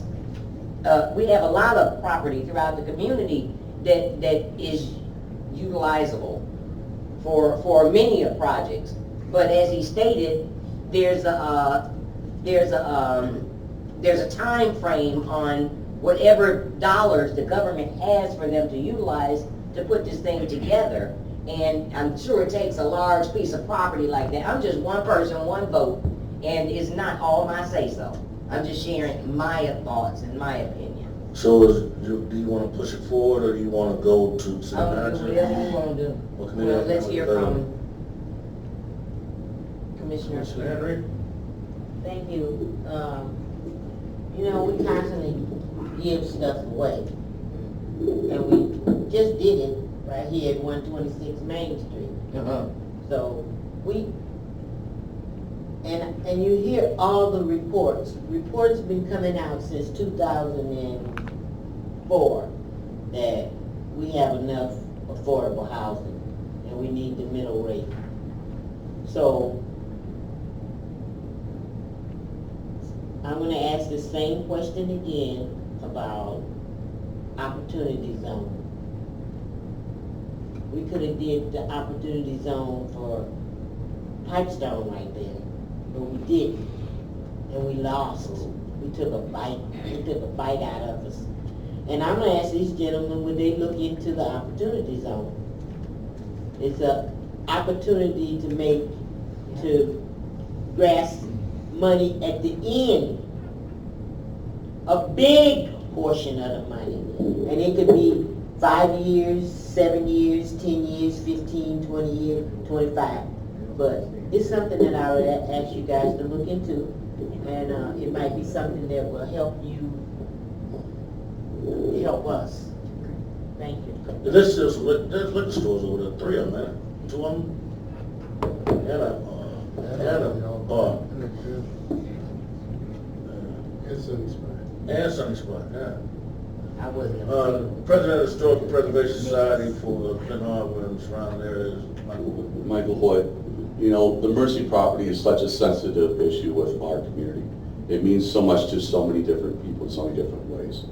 Our community does not have a grocery store in the city of Benton Harbor. It's walkable. We don't have a laundromat in the city of Benton Harbor. I see storefronts. Again, there could be a lot of wraparound services compared to just one senior facility. I applaud you gentlemen for coming here, for bringing something like this. But I think there's a lot more conversation that could go into this to bring youth, to bring a park, to bring a lot of different services here to the city of Benton Harbor. It could be phenomenal. I don't want to shut this down, but to come in and ask for $1 and things of that nature, again, this is a sensitive piece of property for the city. It's one of the last pieces of property that could be developed in a unique way for the future of Benton Harbor. And to have only one entity there needs to be a lot of wraparound services for our youth, for the community. If there's storefronts, if there's things of that nature, let's continue the conversation. Let's continue to talk about it. But for just one particular purpose and use, I don't see that. Thank you for utilizing the word hard. And I thought I told you all that property has more potential than just one entity. There's some other things you can do with that property. So you just want a piece of it? No. What I'm saying is that to help develop all the property there, not just part of it. Gotta have parking. It's parking. It's plenty of parking. What I'm telling you all is that I would recommend that we talk to the city manager, economic development, and come up with some programs. Because there's other things you can do with that property. Sorry. I guess, Buddy repeats a little bit, first of all, my assumption was that there was a need for affordable housing. I'm hearing that maybe there's not. So we may be wrong. If that's the case, I apologize, we wasted your time. Sound like a shark. But if there's either other sites that have historical value that have the same walkability, because MISTER requires certain things within certain walkability, and they put a point structure and all that. So maybe a conversation with the city manager, Yes. and whatever. If that site doesn't work, maybe there is something else. And I just don't. What I'm hearing is that we may be that there's probably not a need we're trying to address a problem that's not there, maybe, I don't know. There is, through chair, a very beautiful, valuable piece of property that sits up on a hill on Colfax and Lake. Beautiful. It used to be the old Masonic temple, the old Israelites. It used to be a Jewish synagogue. For the children. The first Jewish synagogue, Pastor Mark. Children's synagogue. yeah, children's synagogue, House of David. Yeah. It has stone wall down below, and when I look at it, when I first saw it, I'm like, ooh, a big nice fountain right there, but up on the hill there. So would you all be considered in market rate? Well, no, this belongs to a private owner, Listen. and I can give you her All information. right, we don't bounce this, Yeah. we're going way around. Yeah. But I would ask you for the sake of time, and I appreciate you again for coming for our distance and for our distance you came. City Manager Watson and Director Jennings, would you please make sure you work hard with these young men to formalize a plan that we can present to the full body commission or bring back to this committee to see if we can help them in any kind of way Yeah. to make this project a great success for one of our rare jewels in the city of Ann Arbor, Michigan. And I do thank you again for coming. And in closing, do you have anything else you want? Thank you for reaching out. I really appreciate you. My thing is, I'm a resident, I wasn't born here, but I've been here, I was here all my life. And then a gentleman asked me, he didn't know who I was, but I was born here all my life, Welcome home. pastor here, and my heart is in Ben I have Harbor. business here. Welcome Right, home. I got businesses here. Welcome Okay, home. so I'm not just a neophyte coming along. Okay, I got businesses in here, I got Mm. family in here, I got roots in here. welcome home. So I'm coming back to be a blessing to the city. Yeah. I'm not here to rip you all off. If I can get the money Right. to pay you all, I will get it. Welcome home. That's what my heart is. Well, I will get you the money. May it be 300,000. Yeah, we want the money.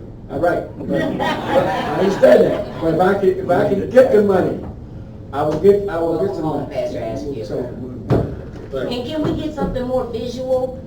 what we can't do anything until we delay it.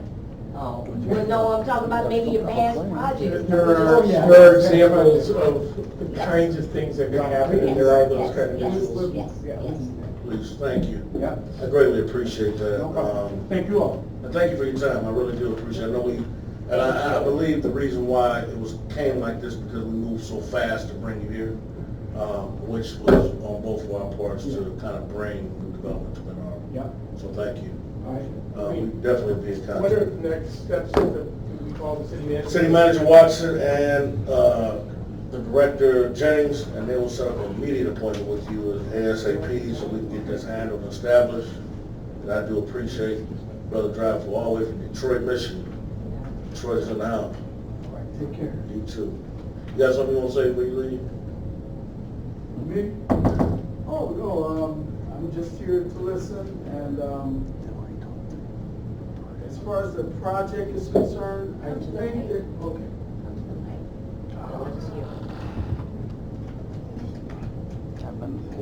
I think this project, don't want to pass it up. And I think that because you've been burned in the past, especially by maybe clergy or whatever, that shouldn't stop you from doing positive things in the community. Right.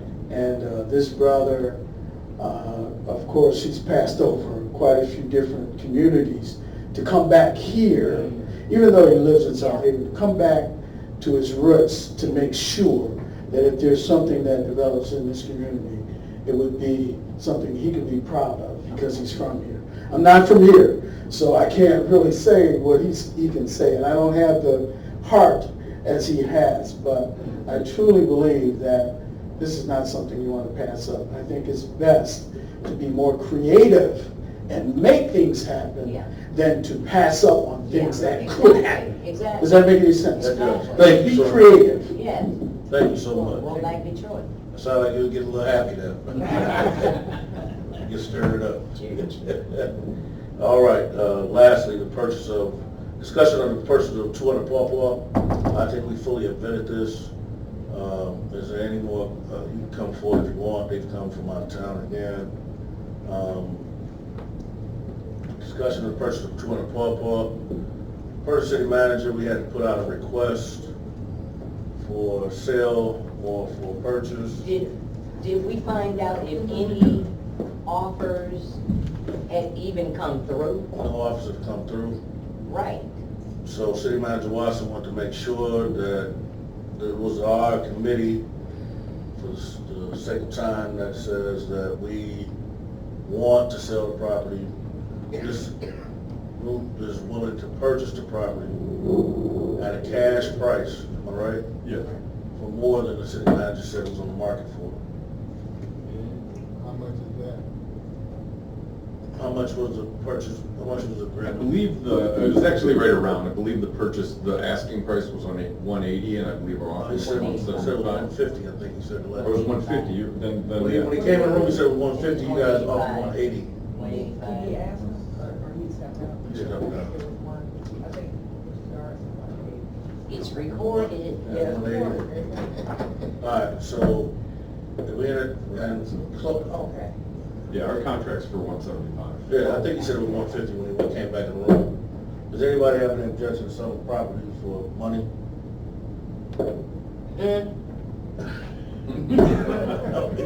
More than $1. More than $1.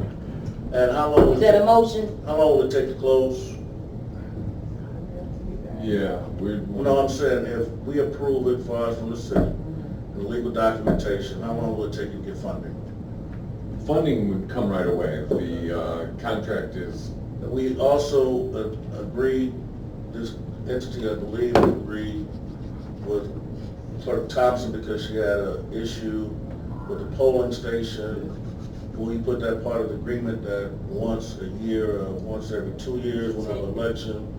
That they Then will, she actually had stated that the community could use one side of the building for whatever if they needed. yeah. but we want to put that in writing just for the sake of the clerk. Until we can find our own station, Until you because describe another polling station. we need to do that, like really yesterday. Are you willing to do that? Absolutely. Use our fire station again. Through this committee, being that Dr. Tyne is gone, I believe we also said that once we sell the building, it's almost too late now, but we're gonna use some of that money for summer jobs. Summer jobs, youth And- jobs, and- youth department. And to fix the streets or sidewalks. Yeah, yeah. Does anybody have a problem with selling this property on this committee? Can we get the city manager to come? You got a problem with it? Come on. No, I don't have a But problem. then, I just want to make sure that everything is black and white. yeah. Right. And 2 that minutes. before we approve it, we approve it. Well, it has to come before us to vote. Oh, That's why we're here, I just because want to make the sure. last time we were here, we said these words, we're pushing it forward to the full body exactly. for a vote. City Manager Watson said he didn't recall that, which mentally, we didn't hear what everybody said.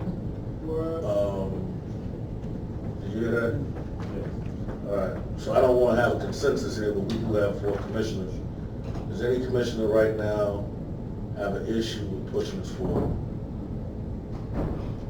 In black and white?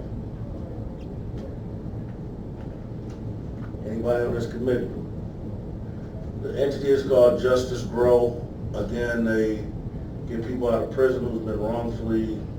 Explain it one more time, please. Yeah, I'd be happy to. So Justice Grown is a cannabis company that was formed in 2014 by civil rights attorneys.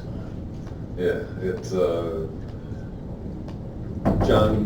attorneys John Lovey and Mike Kanovitz formed the company. The company the law firm that they started with within their company in business 20 years ago was basically designed, as you said, to assist with people that were incarcerated wrongly, people that were, wrongfully accused or wrongfully convicted, and this firm has successfully freed, literally dozens of people from prison. The most recent, greatest success they had was when Sheriff Burge was a corrupt sheriff in Cook County, ended up planting drugs and weed on a bunch of people in the Robert Taylor homes, and I think it was 60 or 80 people ended up going to jail, wrongfully convicted for drugs that were planted on them. And the owners of Justice Grown were the ones that got all 60 people in a mass exoneration. The first time ever in Cook County that the judge exonerated 60 people and expunged the records at one time. How much did they charge them to do it? I believe the settlement was paid by the city. Yeah, I mean, they didn't charge the people to go after. Oh, gosh, no, the people they didn't charge the residents. So they work for one of the disenfranchised people, am I correct? Yeah, they absolutely represent them for free every single time.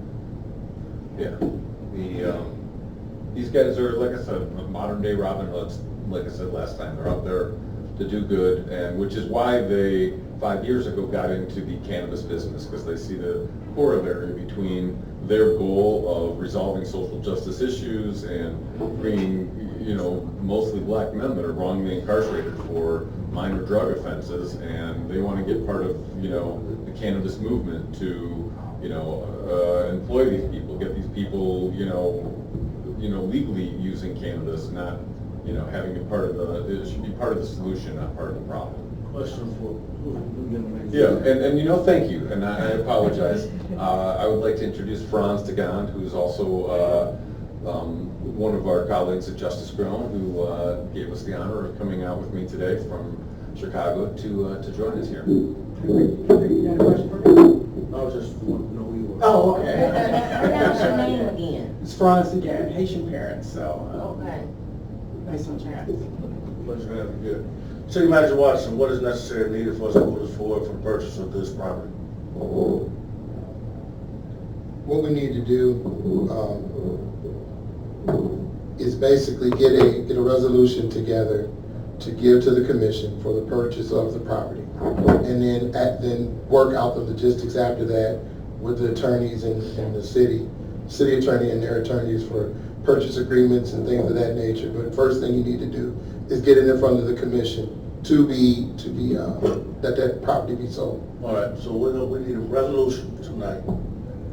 Clerk, I don't see you right. It'll be mine. You write something.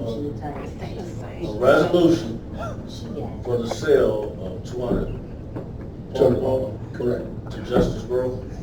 I need, yeah. Justice Grown. Can you write that for us? Write something. Who's your wife? She do me the same way. Yeah, so that's what has to happen, and then as far as the logistics of working out, all the other stuff can be done subsequent to that being approved by the city commission. Now, I believe you already have paperwork. We have a contract prepared. If you wanted to see a contract now, Yeah, we would have to do the review part. I got a question for you. Are you guys willing to sit down? Once we accept it, once we do the resolution, are you guys going to put a deposit now? Yes. I'm just saying, if the commission approves this, you really don't have to put down the deposit. Yeah. Right, you really can't do anything until we get everything in order. So if there is a good faith, earnest money put down following whatever comes out Monday, that's fine. But right now, well, we just want to make sure it's good faith effort. Again, once gentleman agreement is good enough. Once you do what you do on Monday, then we proceed from there. Sounds better than $1. Okay. Wow. They could put down $1 as a deposit. Seeing that there's anything, I asked y'all, did you have anything else? No, not with, no, thank you. What about enforcing the? We need jobs, we need business, we need growth. Oh, the enforcement, that's this last one, we'll talk about that. The enforcement, Mr. Duncan has a question for Justice Grove, please. Yeah, I just have a question as to if you're gonna be totally for and about the citizens, especially the ones that are locked up and need a voice out here. And it's probably more than you guys even know. There's a lot of wrong been done in Barron County. And I think a lot of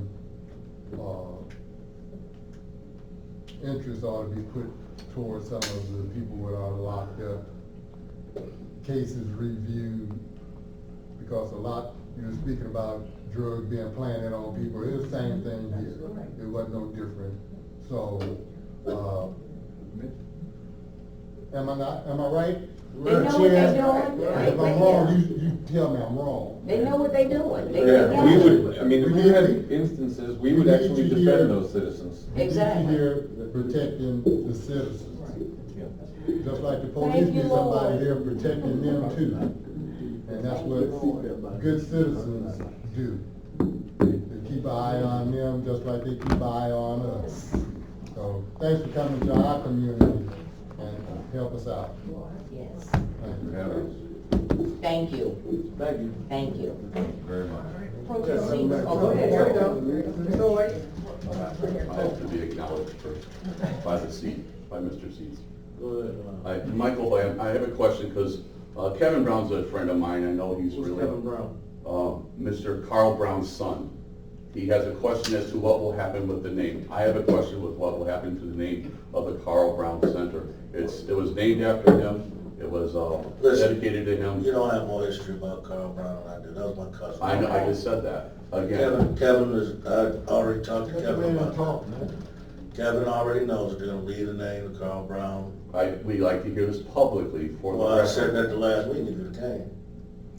Go ahead and say it again for him. Thank you very much. No, I have something to say in regards to that, because if I'm purchasing something with all due respect, I would actually keep that person's name and put together a small plaque or something in honor of, but I'm gonna name my stuff what I want it to Exactly, be. very good. We just need to have the conversation going Let forward. business, let business be business. And so is it my understanding that part of the building would still be open for incubator or for You use just of the missed that. community? You just missed that too. I heard it. Did you go to El Rico and ask them that? I know that, I got the text. I'm sorry. I got the text from that one earlier. Okay, Chair. Chair. So will there be an alderman, will there be Hey, point of order. will there be a place for the commissioners to have their own commissioner rooms No, down we there? didn't need that. We didn't ask for that. I'm curious to Why know. would we want that? Yeah. There was conversation. You don't have a room in City Hall. Wait, Somebody else built it. say that again. So there was conversation from a couple of commissioners that they would like to see a room down there so they can have community events and community place for them to go ahead and have a place for them to have. Who said that? There is, let's see, Sharon Henderson had a question about that. I spoke to Mr. Isom, he would like to see something Yeah, like right that. there. Exactly. I think you're confusing several different events, occasions, bringing them all into one. We said that? But let these people take care of their business and the commissioners take care of theirs. Point of order, Move forward. We might need point of to- order, point of order.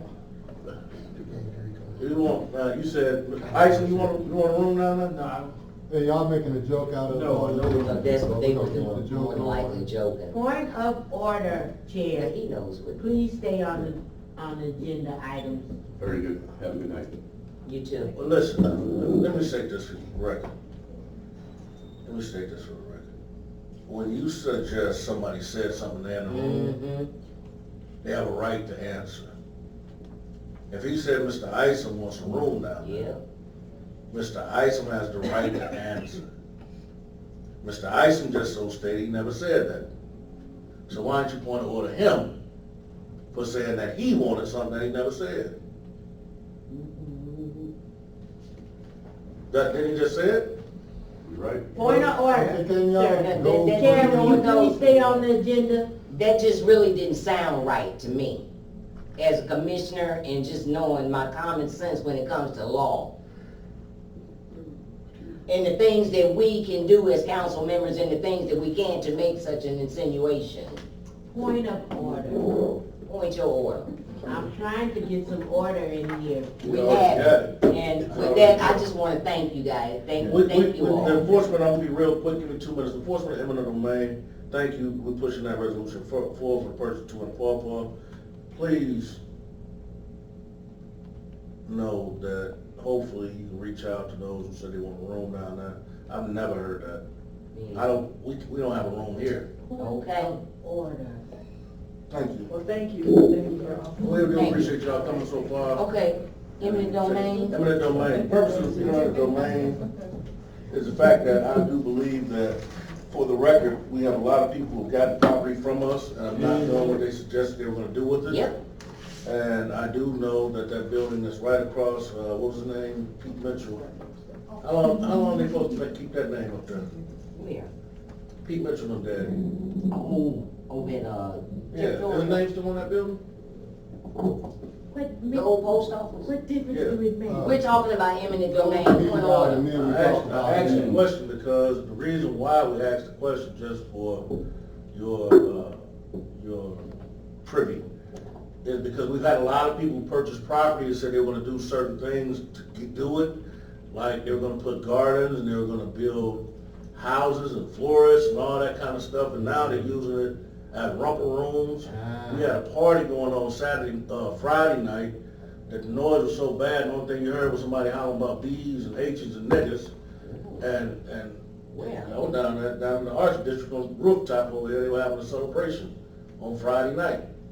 And the music was so loud, people could not sleep. And so my question is, if these buildings have been procured or taken, would suggest that said cause are not being used for that reason.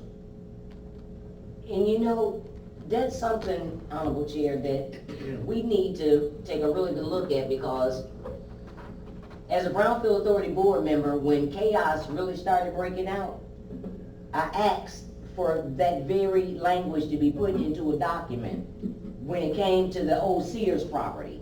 For those that wanted to purchase it, if it's not used for the purpose intended, then it reverts back. Exactly, we got a lot of contracts that state that, with property that was sold to the preachers back in the day when they got when they had the King's Construction, when they took a lot of the property, remember that, Commissioner, City Manager Watson? But I would ask, how long is that Pete Mitchell's daddy name gonna be on that building that they sold to Peter Close? I would have to look at that document. I think we're mixing two things. There's eminent domain and then there's reversionary clauses. Well, eminent domain, just let you take the property for the sake of. We take it for public purpose and we compensate them at market value. What did you call that? Reversionary clauses. Exactly.